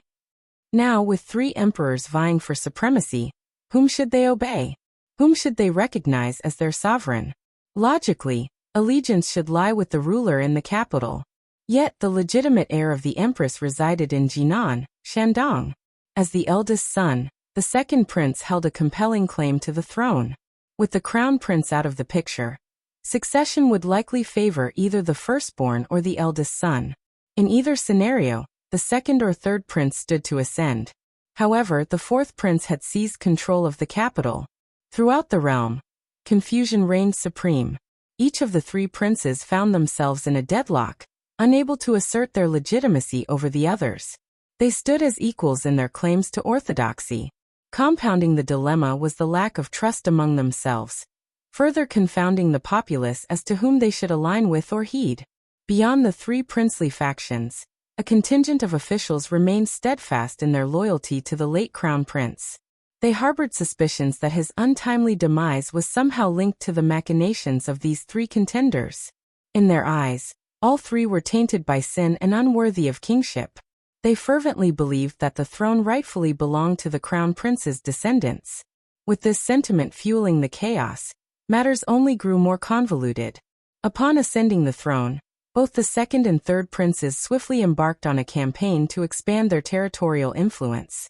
They sought to consolidate control over neighboring cities, establishing a strategic foothold, and amassing resources to bolster their cause. Their aim was clear: to fortify their position, accumulate strength, and secure logistical support, thus enabling them to challenge the authority of the capital. In contrast, the fourth prince, having seized control of the capital, held the upper hand. With access to greater resources and a more entrenched claim to orthodoxy, he stood unrivaled in comparison. The fourth prince seethed with rage, his mind ablaze with fury. Having emerged as the clear victor, with plans for a triumphant celebration already in motion, the sudden turn of events was intolerable.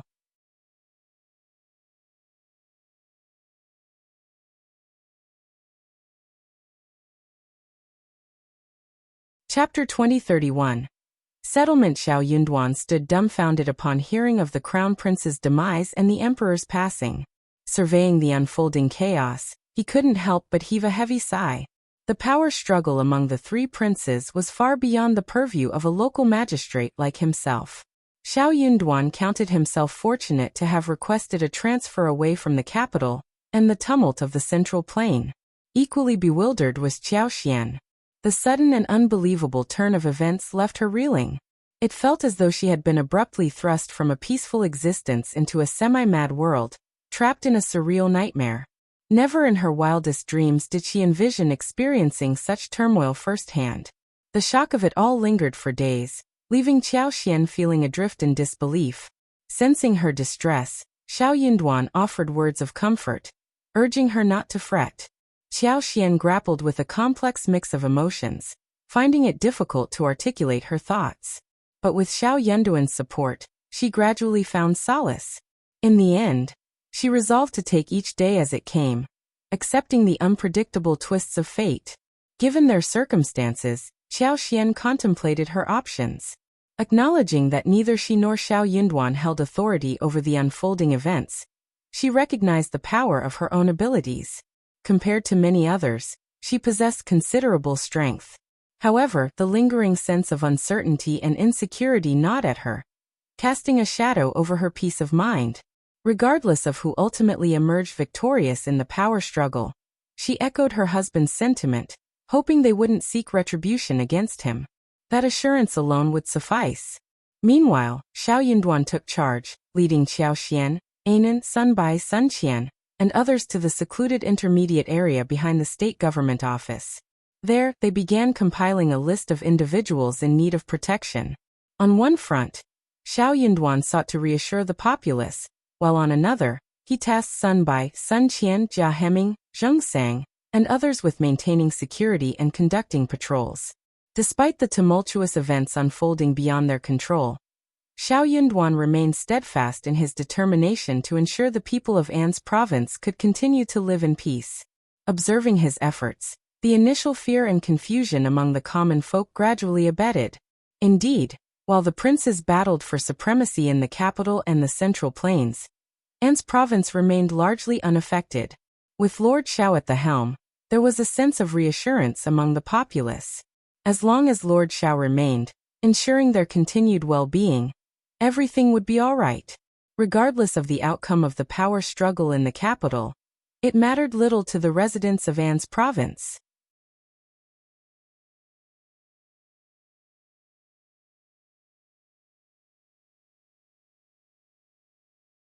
Chapter 2032. Power to protect oneself. Sunbai, Sunqian, and Zheng Sang convened a meeting with Shao Yunduan, their skepticism toward the government palpable. They had never truly identified themselves as public servants. Their loyalty lay solely with Shao Yunduan. With the world on the brink of chaos and the three major powers engaged in conflict, they anticipated the emergence of opportunistic factions seeking to exploit the turmoil. In times of disjointed decrees and fragmented authority, nefarious elements were bound to emerge. In such turbulent times, the law held little sway. It was the power of the fist that truly mattered, especially within the territories established by the three princes in the capital. Should powerful individuals aligned with them perpetrate unlawful acts, would they face severe repercussions? Highly unlikely. Their actions would likely be met with impunity. Despite An's prefecture city's remote location, they understood the importance of preparation. Strategizing before taking action was paramount. At the very least, they needed the strength to defend themselves. Shao Yunduan concurred wholeheartedly. After deliberation, Zheng Sang and Sunbai took steps to bolster their ranks by recruiting numerous bailiffs for training. Additionally, they procured over 100 teenagers aged between 12 and 15. While a handful remained at Zheng Sang's residence for training, the majority were discreetly dispatched to the ranch in Mealy Town for intensive training. In the event that someone sought to exploit the chaos and target Shao Yunduan, having additional manpower would undoubtedly prove beneficial. With the upper echelons in disarray, it wasn't just An's prefecture city expanding its personnel. Wherever feasible, local governments were expanding their ranks. Fortunately, Shao Yunduan had no shortage of funds, and the citizens of An's city held great confidence in him. The moment word got out about recruitment, countless young men eagerly flocked to the state office. With Sunbai, Sunqian, and others overseeing their training, these recruits were expected to excel in less than 3 months. Meanwhile, the conflict between the fourth prince and the third prince dragged on longer than anticipated, stretching into April of the following year, with Jinan facing imminent peril.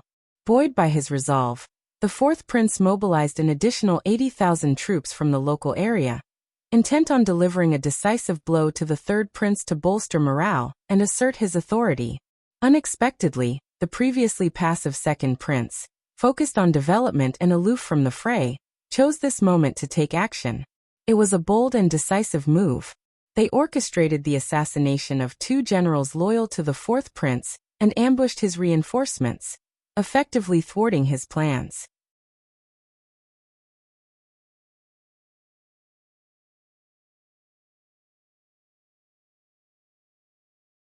Chapter 2033. Disheartened. How could this happen? They had braved the battlefield, risking their lives, only to meet their end under the Emperor's blade. Why? Unbeknownst to the imperial court, the Northwest Army had once come to the aid of old General Qiao. In truth, General Qiao's grandson had also been rescued, but fate did not smile upon the virtuous. The young scion of the Qiao family endured immense suffering in the depths of the prison, and succumbed to illness soon after. With his passing, General Qiao retreated into the shadows, consumed by sorrow. Henceforth, his whereabouts became a mystery. None in the Northwest Army ever laid eyes on him again. Even as the truth vindicated General Qiao and his kin, he remained elusive. It became widely accepted that General Qiao had departed this world. Had he been alive, he would have emerged, if only to safeguard the honor of the Qiao family. The Northwest Army dispatched emissaries to the capital for the Qiao family's burial, but the palace also sent representatives.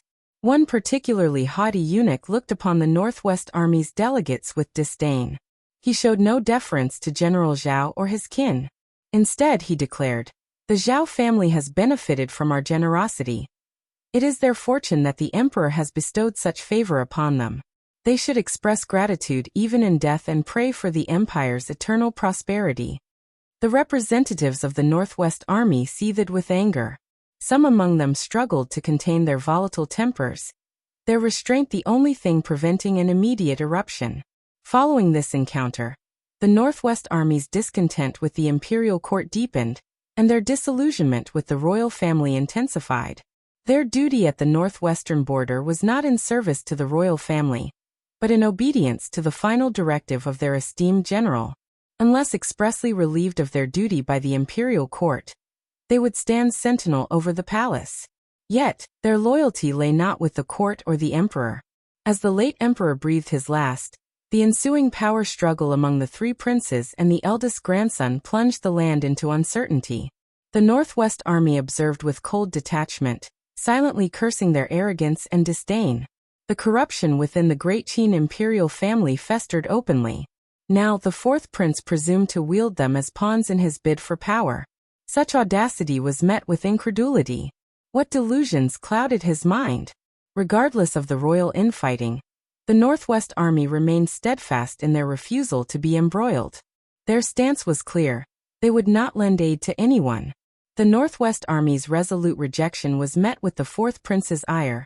Yet his frustration found no outlet, for there existed no recourse against their principled stance.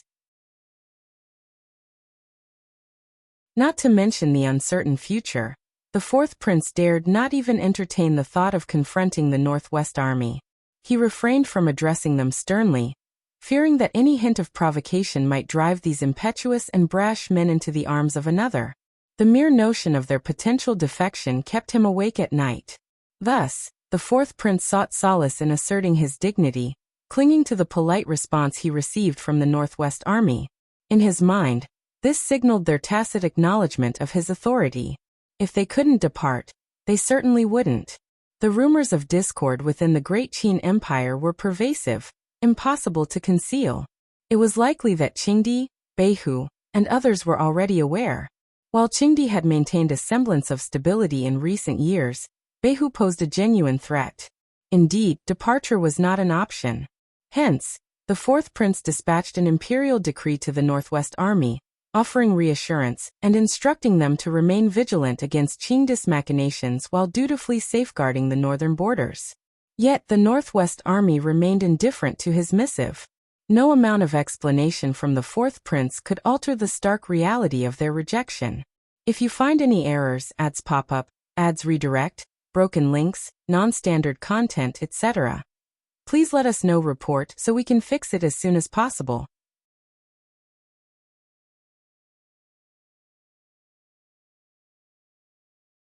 Chapter 2034. The fourth prince's awkwardness. Indeed, not only was the fourth prince rebuffed, but the Northwest Army remained unmoved by his overtures. As news of this defiance spread, a subtle shift occurred in the hearts of the populace.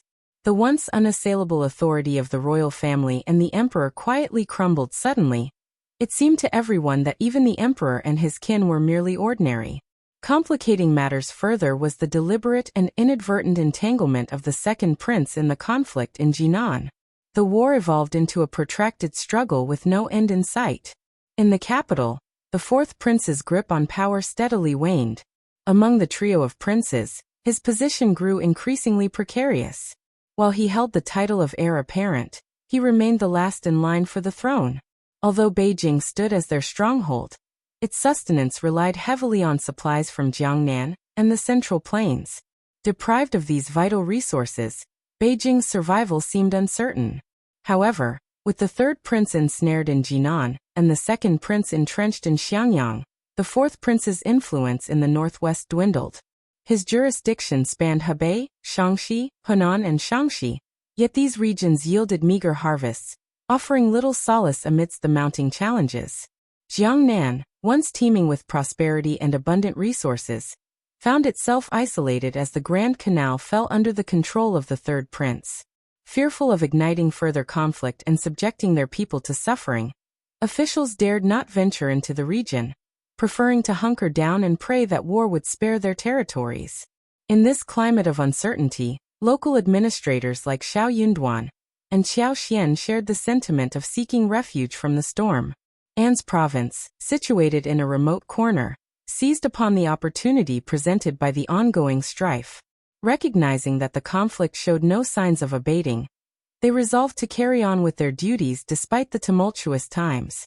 However, Shao Yunduan remained vigilant, issuing orders for heightened surveillance and patrols to thwart any incursions by suspicious individuals into An's province.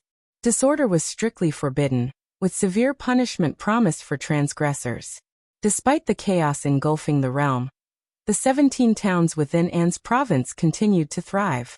The local populace understood that figures like Madame Shao, young Master Le Zheng, and young Master Zhao would continue purchasing goods as usual, providing a semblance of stability amidst the turmoil. In response to the internal discord, the Yuezheng family bolstered their ranks with additional servants, including Zhao Shu. Skilled martial artists found themselves in high demand, their expertise invaluable in safeguarding business interests and ensuring the safety of merchants amid the precarious conditions of civil strife. Amidst the chaos of war, officials had little time or inclination to meddle in the affairs of others. Those unfortunate enough to fall victim to robbery could only lament their misfortune, for seeking recourse from the government often led to disappointment or even extortion. Thankfully, the conflict had not engulfed vast swaths of territory. While tension hung thick in the air, the economy continued to function relatively unimpeded, with the flow of goods remaining steady. For the bold and resourceful, there were ample opportunities to increase their wealth. Despite the upheaval, Qiao Xian had made it a habit to visit Liuhe Manor to assess the situation and stay for a few days. This year was no exception, despite the circumstances. Shao Yunduan, sharing the state of affairs with Jia Hemming, accompanied her on this journey. If you find any errors, ads pop up, ads redirect, broken links, non-standard content, etc., please let us know. Report so we can fix it as soon as possible.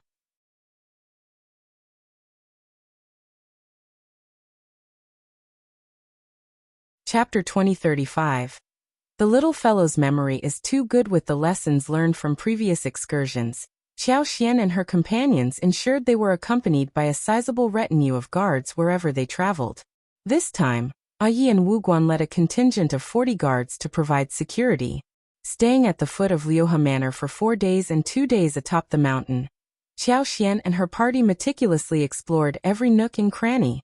They ventured into the nearby mountains, returning with a bountiful harvest. Over the past few years, coupled with Qiao Xian's extraordinary abilities, Liuhe Manor had undergone significant transformation. The trees lining the roads had flourished, forming a verdant canopy that provided shade and coolness, particularly welcome in the heat of summer. Peering through the carriage window, it felt as though they were traversing through a lush, green tunnel. In a few years' time, Qiao Xian envisioned this canopy evolving into a proper tunnel. Moreover, extensive areas of land surrounding Liuhe Manor had been cultivated, yielding flourishing crops of medicinal herbs. The fruit trees planted throughout the estate, including jade orchids, camphor, yinxing willows, locusts, and elms, thrived with vitality, their branches heavy with promise. The chicken and duck farms buzzed with activity, bustling with life. Following 2 years of careful stewardship, the mountain streams boasted pristine water quality and a thriving ecosystem. As long as farming practices adhered to standards and hygiene protocols were diligently maintained, accidents were rare. Year after year, the poultry farms yielded plentiful eggs and duck eggs. The variety of fruit trees dotting the landscape flourished, their branches laden with the promise of harvest.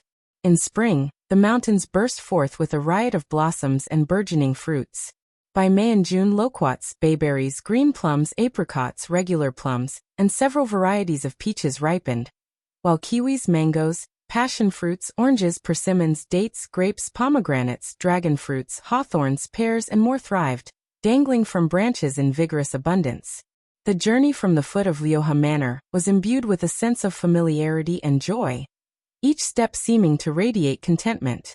Every outing was a cause for celebration, with Anan in particular relishing the chance to venture beyond the estate's borders.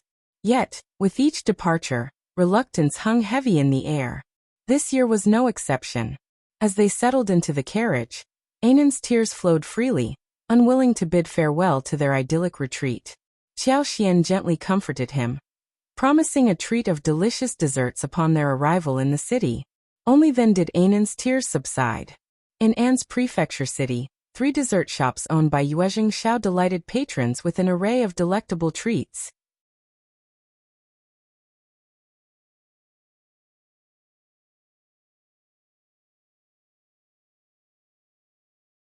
Chapter 2036. Anan felt Qiao Xian planted a kiss on her son's cheek, her smile warm and reassuring. "All right, my dear. We'll go get some right away." She knew that failing to fulfill her promise would only leave Anan crestfallen and in tears. With that, Shao Yunduan alighted from the wagon and arranged for another to take his place, while Qiao Xian led Anan to the bustling dessert shop. Aware of the impending workload awaiting him at the office after being away for several days, Shao Yunduan opted to return ahead of them, accompanied by 6 guards for added security. Despite An City's reputation for safety, Shao Yunduan refused to take any chances when it came to the well-being of his family. Meanwhile, Qiao Xian, accompanied by her son, Nanny, Lixia, Kaiyun, and other familiar faces, made their way to Yu's dessert shop on the bustling street. Frequented by Anan for its delectable offerings, Qiao Xian herself enjoyed the treats, but preferred not to make them at home, making visits here a regular occurrence. The female manager and waitstaff recognized them, offering warm greetings upon their arrival. As always, Anan's order remained consistent: sweet dew and milk pudding. Qiao Xian added a few more dishes to their order and encouraged Nanny, Lixia, and the others to choose whatever they pleased. With Anan settled comfortably in a booth, Qiao Xian attended to his needs with tender care. Nanny and the others, accustomed to Madame's casual demeanor, reciprocated her kindness with grateful smiles before dispersing to find their own seats. The dessert shop boasted 2 floors, with the second floor featuring 7 or 8 booths of varying sizes, tailored for the comfort of female patrons. One such booth, elegantly adorned and subtly partitioned, provided a spacious and inviting ambience, its decor regularly refreshed with changing floral arrangements. Qiao Xian, well acquainted with the staff, engaged in conversation as she savored the tranquil atmosphere.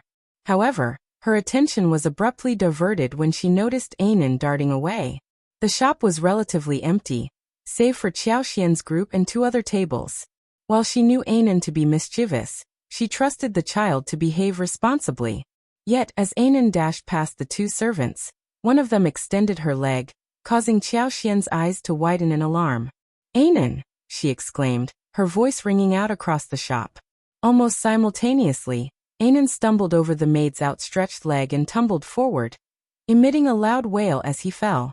Qiao Xian's cry of alarm drew the attention of Zixian, who had been engaged in conversation with her. Following Qiao Xian's gaze, Zixian witnessed the unfolding scene. Meanwhile, the other maid, engaged in quiet conversation with her mistress, lifted her head in surprise as Anan's cries disrupted the tranquility. Observing the unfortunate spectacle, the mistress couldn't suppress a giggle, finding amusement in Anan's misfortune. The maid, relieved to see her mistress' mood lightening after days of melancholy, couldn't resist a disparaging remark directed at Anan. "I wonder which nobleman is so negligent that he can't even tend to his own child," she quipped, eliciting a chuckle from the maid who had inadvertently caused Anan's fall. Qiao Xian felt a surge of frustration and anger. Rushing to Anan's side, she scooped up the distraught child into her arms, offering him the comfort and solace he sought amidst his tears. "If you find any errors, ads pop up, ads redirect, broken links, non-standard content, etc., please let us know. Report so we can fix it as soon as possible."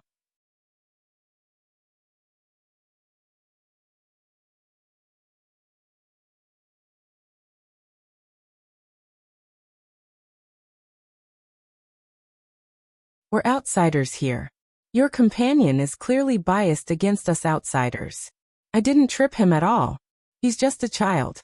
Why would I even bother arguing with him? It's obvious he was the one being careless." "Ah!" Qiao Xian silenced her with 2 more resounding slaps, her voice laced with condemnation. "You dare deny it, wretched creature. Zixian and I witnessed your deeds firsthand, and we stand by our account. Who do you think you are? You're not even worthy of my scorn." At that moment, 2 other young women, accompanied by their maidservants, approached, their disapproval evident. Having witnessed the incident themselves, they couldn't help but admonish the maidservant.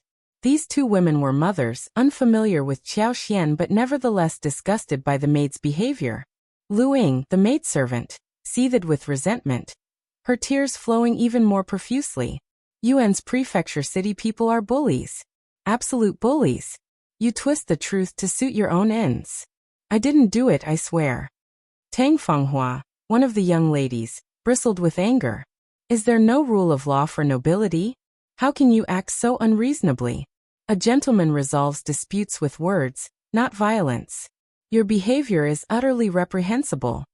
If you find any errors, ads pop up, ads redirect, broken links, non-standard content, etc., please let us know. Report so we can fix it as soon as possible."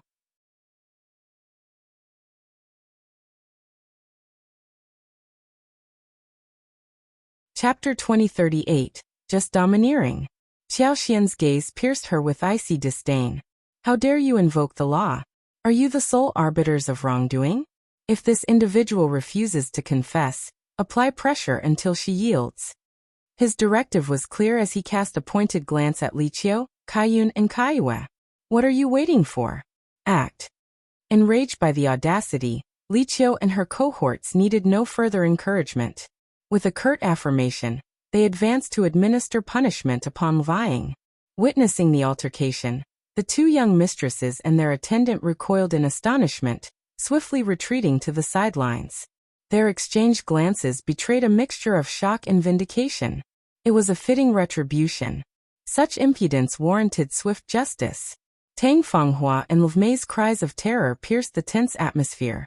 Livmei instinctively shielded Tang Fanghua, offering no assistance. In a sudden surge of defiance, Tang Fanghua fixed Zixian with an accusatory glare. "Is this how your establishment conducts its affairs? Allowing customers to be subjected to such mistreatment? What kind of business model is this? Who would dare to patronize your establishment after this?" With newfound resolve, Livmei joined in, urgently calling for the shopkeeper. Downstairs remained still, as per Qiao Xian's instructions to the nanny to bar any intruders from ascending. Her words held weight. After all, Qiao Xian had a stake in the dessert shop, effectively making her its proprietor. Observing the lack of movement from below, Zixian couldn't feign ignorance. Miss, it's evident, he asserted. While genuine patrons are always welcome, those with ill intentions find no place here. Such customers hold no value for us. The retort ignited Tang Fanghua and Lu Mei's fury. Meanwhile, Fang bore the brunt of Lixia and her accomplice's assault, enduring a barrage of pinches and hair-pulling, reducing her to a pitiful state. Initially defiant, she now sobbed uncontrollably, her cries for help punctuating the chaos. Miss, please save me. Miss, help. But what recourse did her mistress have? Tang Fanghua remained aloof, wary of becoming a target herself amidst the escalating confrontation. Caught in a quandary, she grappled with the dilemma of intervention. Even if she could regain her dignity later, it would not change the fact that she might be in a sorry state and suffer. However, Fang was humiliated and bullied like this in front of her master. This made her feel extremely embarrassed. This was no different from slapping her face again and again. Enough, Tang Fanghua snapped and looked at Qiao with a livid face. Madam, it is better to leave a way out. What you are doing is too cruel, and you might have your own way. Don't you think so? Qiao and the others didn't care about her scolding at all. Their hands and mouths didn't stop at all. They held Fang and interrogated her. Qiao cold gaze bore into Tang Fanghua, a disdainful smirk curling her lips. Threaten all you want. I'm not intimidated. Lu Mei's patience snapped, her voice rising in anger. If you're not afraid of our mistress, then fear the Lord Prefect. She's kin to him. The declaration halted Qiao and her cohorts in their tracks, their expressions a mix of shock and disbelief directed at Qiao. Even Zixian found himself taken aback, casting a perplexed glance at Tang Fanghua and her servant. Qiao herself was caught off guard by the unexpected revelation. Such audacity from this source was beyond expectation, bordering on terrifying. With a pointed look at the bewildered duo, Qiao motioned for Zixian to escort them downstairs. If you find any errors, ads pop up, ads redirect, broken links, non-standard content, etc., please let us know. Report so we can fix it as soon as possible.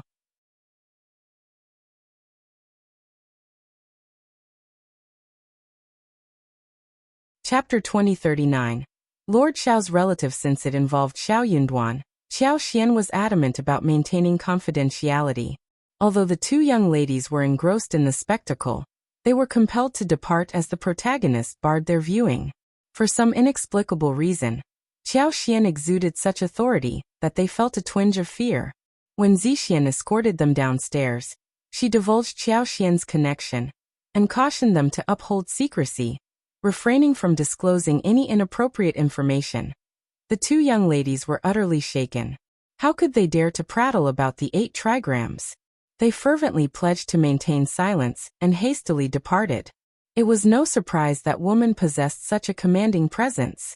She happened to be the prefect's spouse. TSK, she had it coming. Her attendant had mistreated Lord Shao's heir, and even Lord Shao's kin couldn't intervene.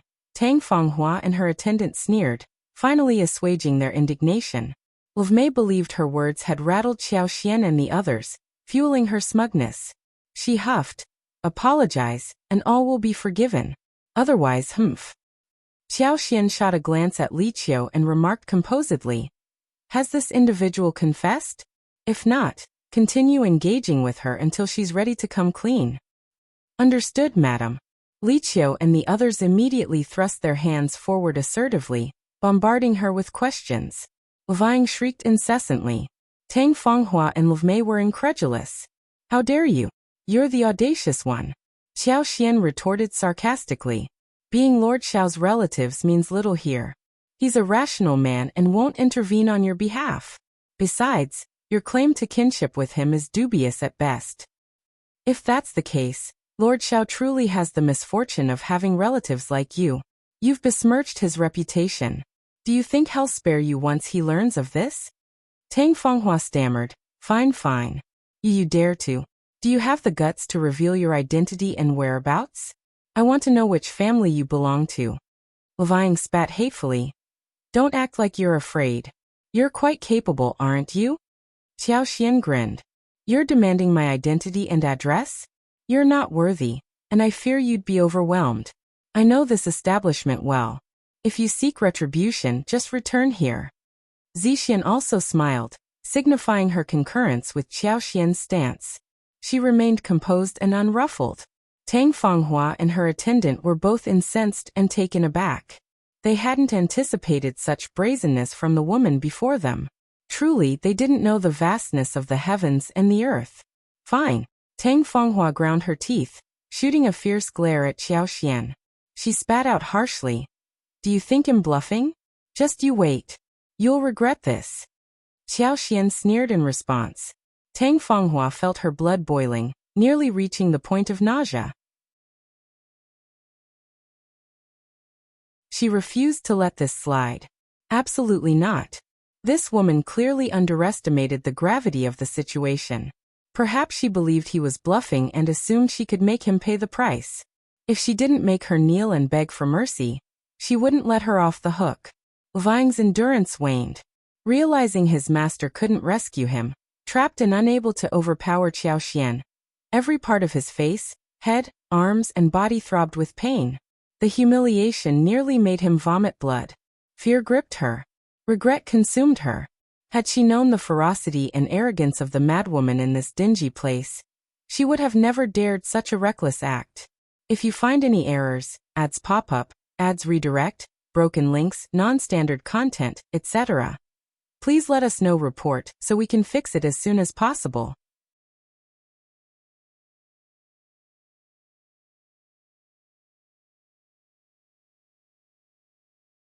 Chapter 2040. I hope Anan has completely forgotten she had merely intended to play a prank on the child out of dislike for him. Assuming no one would witness it, she never anticipated him not only observing, but also adamantly refusing to let it slide. Fang reached her breaking point. She sobbed and pleaded. Please, please stop hitting me. It's my fault, entirely my fault. I shouldn't have extended my leg to trip that young master. I beg you, please stop. Qiaoxian raised her hand, signaling Lixia and the others to cease. Yet, their gazes intensified, brimming with disdain. This despicable person. Qiaoxian's heart twinged with pain as she recalled her son's cries. She uttered icily, "Why did you do it?" Fang felt too ashamed to admit her motive, but lacked the courage to remain silent.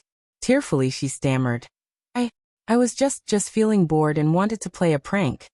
Ah! Lixia couldn't restrain herself, and delivered another slap.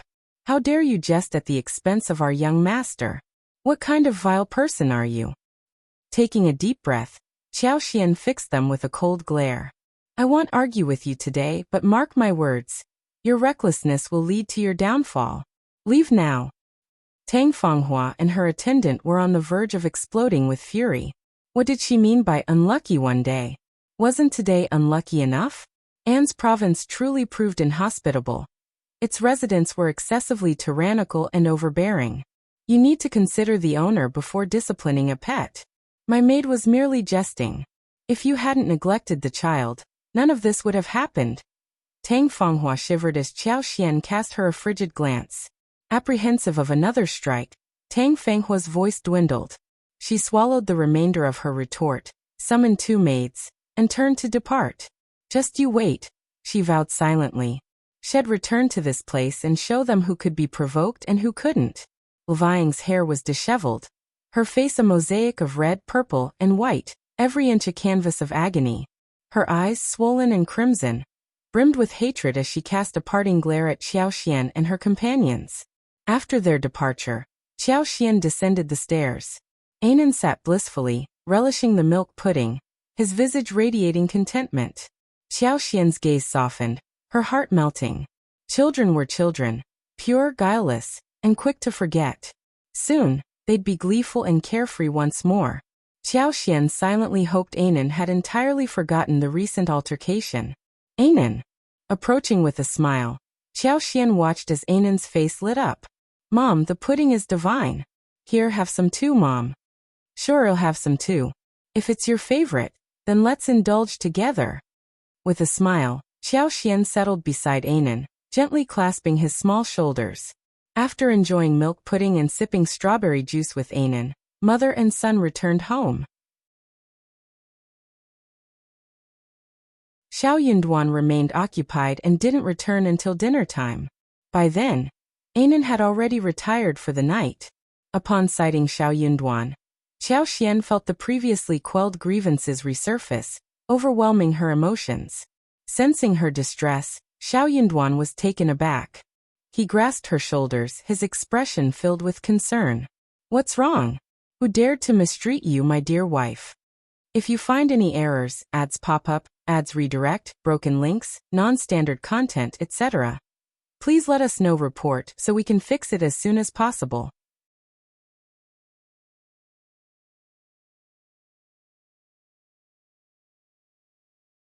Chapter 2041. Your relatives.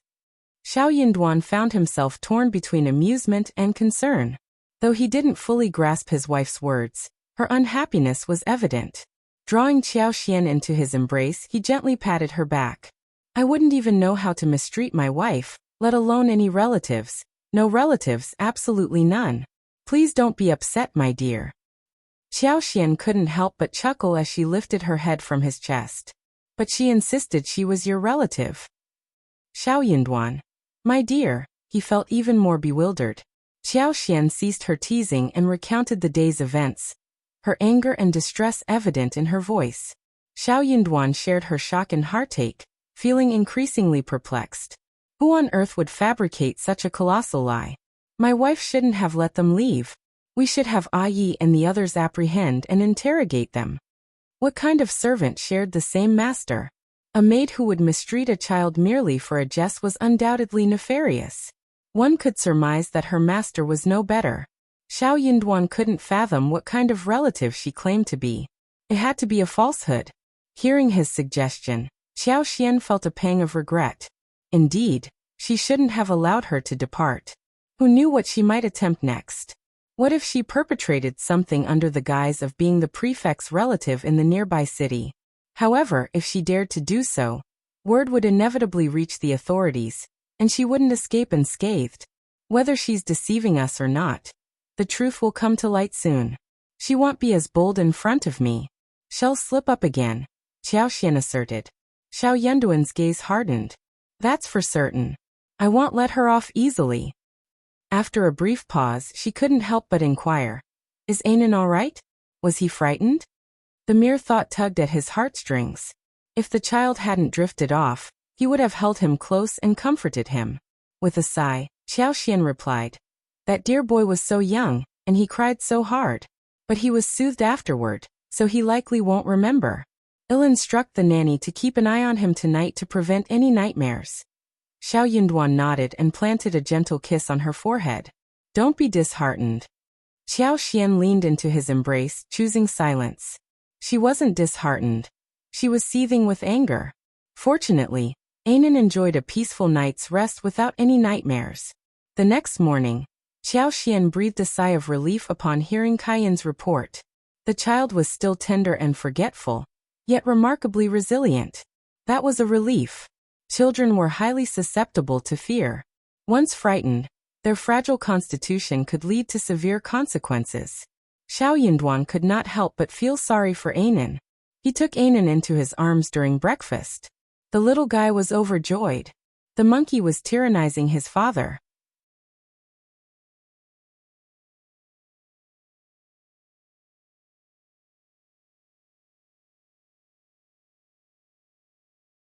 Chapter 2042. Qi is here. Whenever the season arrived, Qiao Xian would enlist Mrs. Jia's help to gather the ripe fruits, providing her with a basket. Strawberries remained available from March to November, and Qiao Xian had instructed Mrs. Jia to pick them freely to prevent damage to the seedlings. Anan and the Jia family took delight in harvesting strawberries. Whenever the siblings embarked on a picking excursion, they always invited Anan to join them, and he eagerly obliged. Qiao Xian even intended to arrange for them to play together more often. However, before Shao Yunduan departed, a messenger arrived with news of a visitor at Lord Shao's ancestral home. Guests from our hometown? Both Shao Yunduan and Qiao Xian were taken aback. Guests from their hometown? If it were Shao Dalong or Shao Sanlang, They would have recognized them. Who else could it be? Regardless of the visitor's identity, Xiao Yunduan felt compelled to greet them. Escort them in and guide them to the East Flower Room in the front courtyard, he instructed.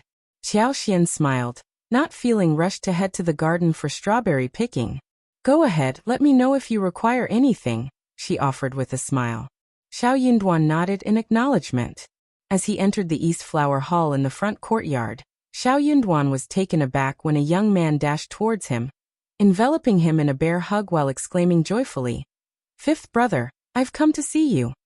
Xiao Yunduan's heart leaped with excitement. He grasped the young man's shoulders, his eyes lighting up. It's really you, Qi." "Yes, it's me.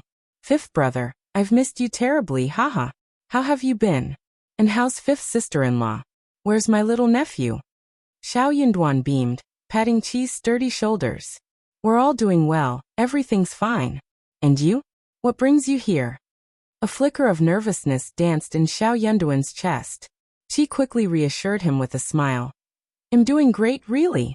I couldn't bear to be away from you all, so I decided to pay a visit to fifth brother, fifth sister-in-law, and my adorable nephew. I plan to visit father, mother, brother, and sister-in-law in a few days too. It's been too long since I've seen them. I miss them dearly." Qi's longing was palpable. Xiao Yunduan relaxed, offering a warm smile. "It's wonderful to hear that you're doing well, and I'm sure your family will be overjoyed to see you." Qi flashed a bright, toothy grin. "Absolutely, I believe so too." The brothers exchanged a fond glance, sharing a hearty laugh. Qi proceeded to introduce everyone to Xiao Yunduan. First there was Qin Yuanshan, his brother. Then, Yuan Mi, the esteemed female general in the Northwest Army, who also happened to be his friend. Lastly, there was Miss Tang Fanghua, another friend of his. Qin Yuanshan, roughly Qi's age, greeted Xiao Yunduan with a warm smile.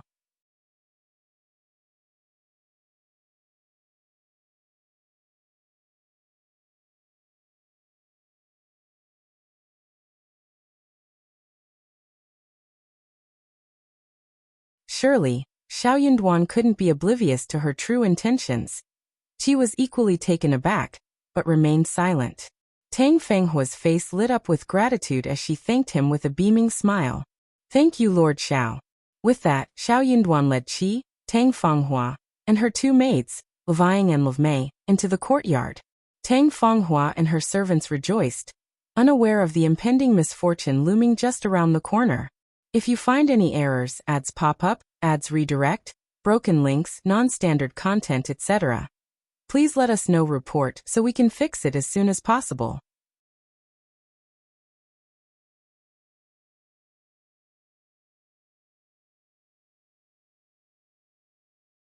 Chapter 2044. Why are you here? Xiao Yunduan may have been unfamiliar with Tang Fanghua and her attendant, but he sensed her dubious intentions. He trusted his wife to handle the situation adeptly. Regarding the debt of saving her life, Xiao Yunduan deemed it wise to resolve it promptly. Since Tang Fanghua openly expressed her desire to repay him, he decided to grant her wish swiftly. He didn't want Qi to be burdened by such an obligation.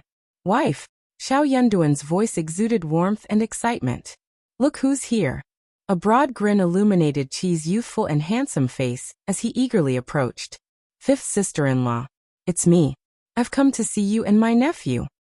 Qiao Xian, engrossed in play with her son, was momentarily stunned. Qi was here? It couldn't be. Qi's presence filled her with astonishment and delight. "Qi, you're really here." Qi beamed with happiness and pride.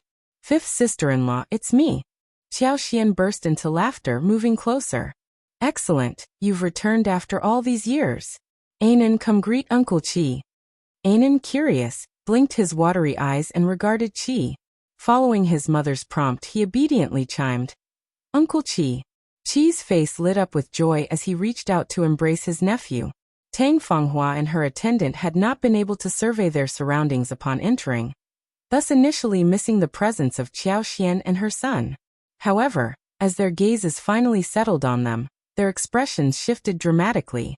Livang, who had suffered the most the day before, was now the most shocked. A cry of surprise escaped her lips. Qiao Xian, upon noticing their arrival, Frozen place. Qi, sensing a subtle shift in the atmosphere, felt a twinge of unease but brushed it off as mere imagination. Surely nothing could be amiss. Realizing his oversight in introducing Tang Fanghua to Qiao Xian, Qi withdrew his hands from Anan and addressed Qiao Xian with a smile. Fifth sister-in-law, this is Tang Fanghua, Miss Tang. She's accompanied by my other two friends. Levang's complexion turned ashen, fear flickering in her eyes as she trembled involuntarily. Recalling her altercation with Qiao Xian the previous day, she regretted her actions deeply. If only she had known Qiao Xian's true identity as the prefect's wife, she wouldn't have dared to provoke her, no matter how bored she felt. Tang Fanghua, too, felt a pang of embarrassment, her face alternating between shades of red and white. This friendly fire. What a predicament! To realize that the woman before her was the prefect's wife explained her arrogance. It also explained, with a sinking feeling, how she had maintained airs of superiority as a relative of the Lord Prefect. The realization burned through Tang Fanghua like a flame. Tang Fanghua strained to summon a smile, but it eluded her. Her attempts to speak resulted in silence, her throat constricted by tension. Qiao Xian offered a wry half-smile in acknowledgement. So it's you. Ignoring the awkwardness, Levang hastily interjected. Indeed, our miss saved General Shao. Though her words felt abrupt, she felt compelled to speak. It was their best and only defense. Perhaps on the grounds of Tang Fanghua's deed, the prefect's wife would show mercy and exercise decorum. Qi's eyes flashed with anger. He cast a cold gaze at Levang, then turned to Tang Fanghua with a mask of disdain. His disgust was palpable, and so was his anger. If you find any errors, ads pop up, ads redirect, broken links, non-standard content, etc., please let us know. Report so we can fix it as soon as possible.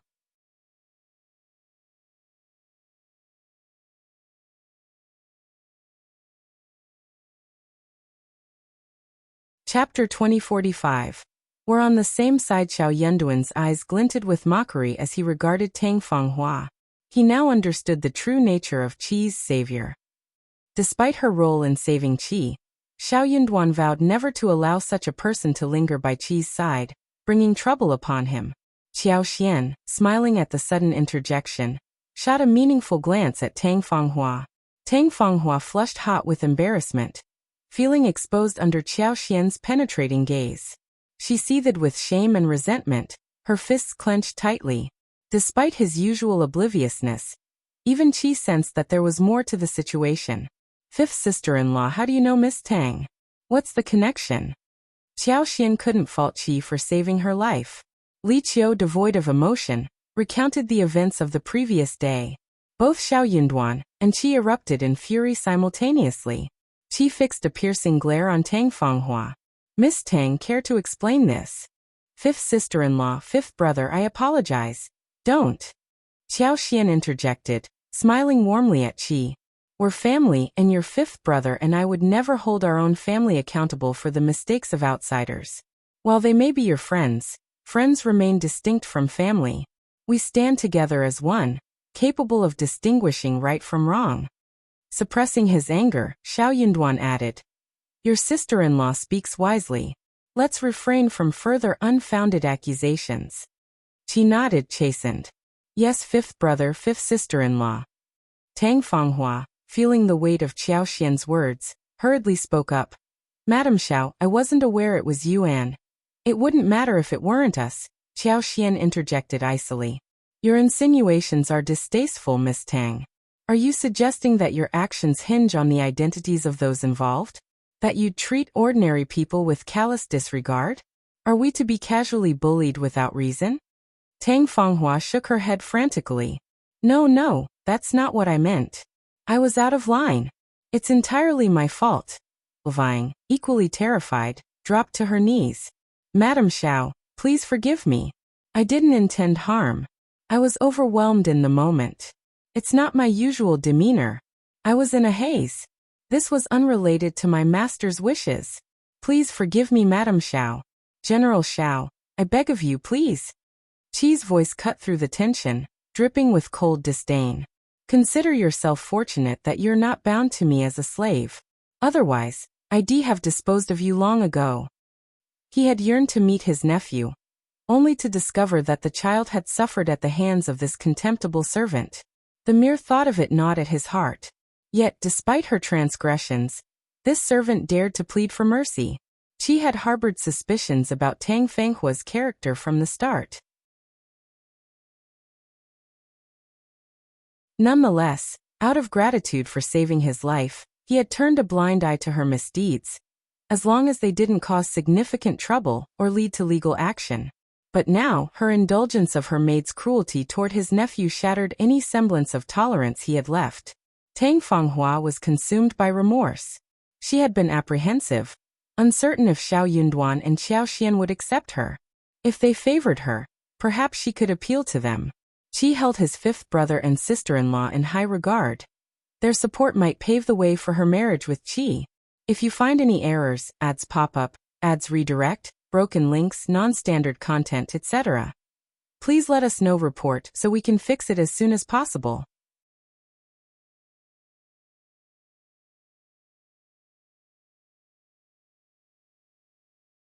Chapter 2046. A dog using its master's power, but what if they don't like her?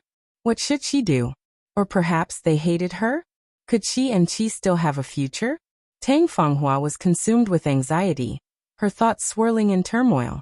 Just the day before, she had sauntered casually with her maids through the bustling streets of An's prefecture city. Spotting the renowned used dessert shop, she decided to venture inside. Little did she anticipate the twist of fate awaiting her. The very person she had been strategizing to win over had been deeply offended by her actions just yesterday. Recalling the harsh words she had uttered, she felt her face flush with embarrassment.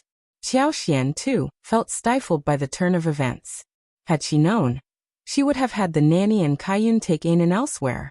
She had hoped the incident from the previous day had blown over, but now, the unexpected resurgence left her feeling even more despondent. Despite her disdain for vying, Qiao Xian restrained herself from retaliating, refusing to stoop to her level.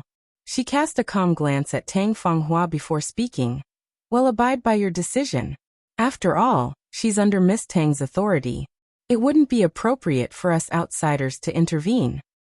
Qi's glare bore until vying, a mix of guilt and anger brewing within him. He harbored a strong desire to reprimand her harshly. Under the weight of their collective gaze, Tang Fenghua's demeanor turned hesitant, her inner turmoil evident on her face. If she possessed even a modicum of intelligence, she would know what course of action to take. If her intention truly lay in marrying Qi, she would understand that she couldn't retain this maidservant. The Shao family wouldn't tolerate the presence of such a malevolent and abusive maid, especially one who targeted the vulnerable and innocent Anan. Tang Fenghua had no choice but to disassociate herself from vying. Vying too grasped the severity of the situation. Prostrating herself on the ground, she turned to Tang Fenghua, pleading for mercy. Miss, I've been loyal to you. I recognize my wrongdoing. Please forgive me this once, considering my years of devoted service. I swear I'll never repeat it. Please, I beg of you, have mercy." Tang Fenghua gritted her teeth, her gaze piercing as she glared at vying, her resolve hardening.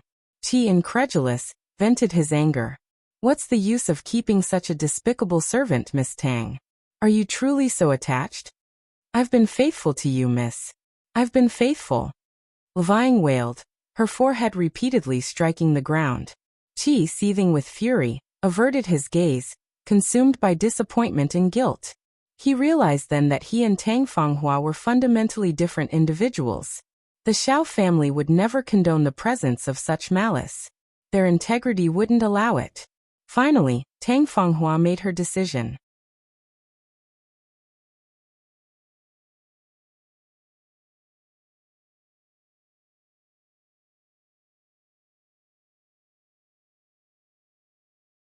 Chapter 2047.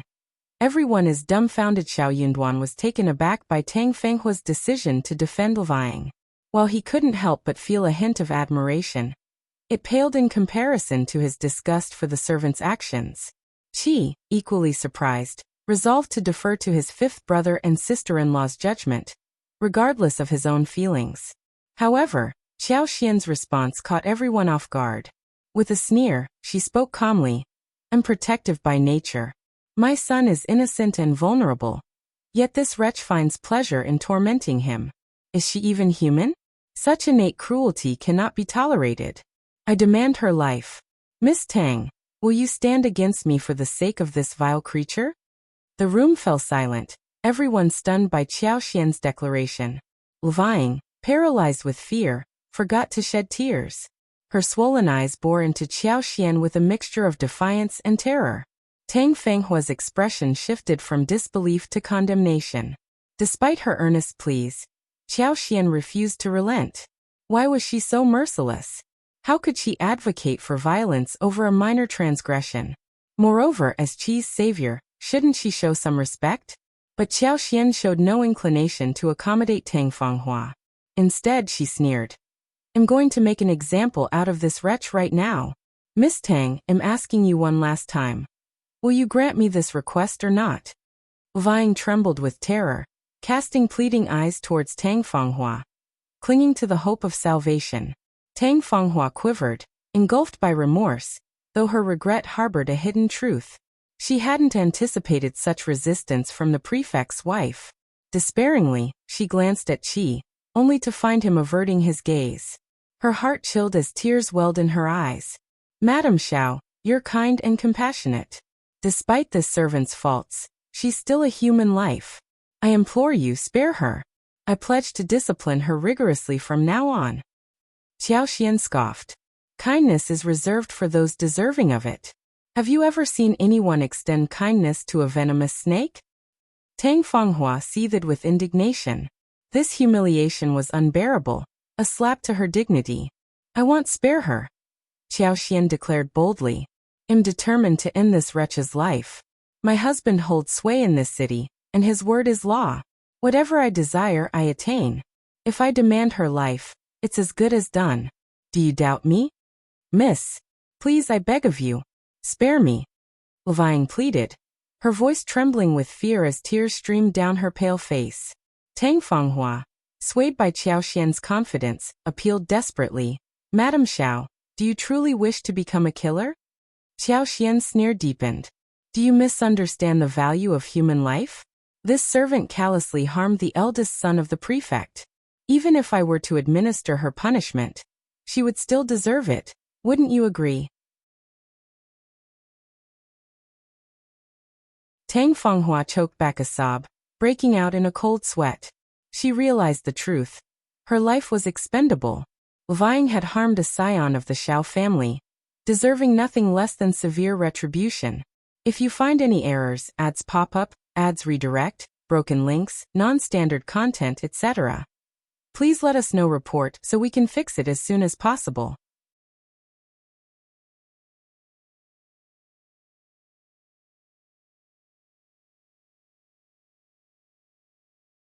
Chapter 2048. A life for a life. Tang Fenghua was seething with the urge to slap Lvang several times. This troublemaker was utterly clueless.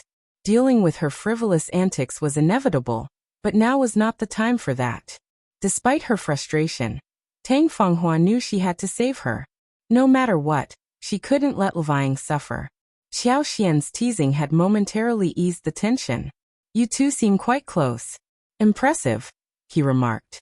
Tang Fenghua turned to Qiao Xian, her expression tense. Qiao Xian's smile was unnerving. Miss Tang, do you truly wish to save her? Yes. She's been by my side for years. I can't just abandon her. Madam Shao, please have mercy. Mercy isn't my forte, but there may be another way, Qiao Xian said, a calculating gleam in his eyes. Madam Shao, what do you propose? It's quite simple. Qiao Xian replied with a smirk. A life for a life. Tang Fenghua's face drained of color, her eyes widening in shock as she stood frozen, trying to comprehend Qiao Xian's chilling ultimatum. A life for a life? What could Madame Shao possibly mean by that? It's not what you're imagining, Qiao Xian sneered. You saved Qi's life, didn't you? That means the Shao family owes you a debt. So I'll compensate you with another 50,000 silver. From now on, keep quiet about saving Qi, and we'll consider the matter settled. Qi's excitement surged as he looked at Qiao Xian. Fifth sister-in-law had gone through all this trouble for him. Fifth sister-in-law had always been kind to him and his family. Shao Yinduan caught on to the situation, a knowing smile in his eyes. He understood his wife's motives. It hadn't been easy for her. Tang Fanghua gazed at Qi, silently pleading for him to speak up. But Qi avoided her gaze, feigning ignorance. Tang Fanghua's heart sank with sorrow and desperation. She had saved him. Without her he might not be alive today. Such a debt transcended earthly bounds. Could it truly be dismissed at her word? Could it be erased so easily? Why didn't he say a word? Why did he do this to her? Tang Fanghua's tears rolled down her face as she sobbed. She was very, very sad. Qiao Xian remained unmoved by Tang Fanghua's attempts to reason. Impatiently he said, "Miss Tang, what's your decision? I highly doubt the bond between you and your servant is as strong as you claim." Tang Fanghua's eyelids flickered with irritation. "Fine, I agree. I won't mention saving your life again, but I refuse the money." "That's not acceptable. You must accept the money. The Shao family won't allow you to suffer a loss. 50,000 taels of silver, along with the life, should be sufficient." "But you have to." Tang Fanghua fell silent. Qiao Xian pressed on. "I prefer everything to be documented. We should clearly outline the terms. What did this servant do?" Miss Tang's master-servant relationship was exchanged for her life, and the Shao family consented.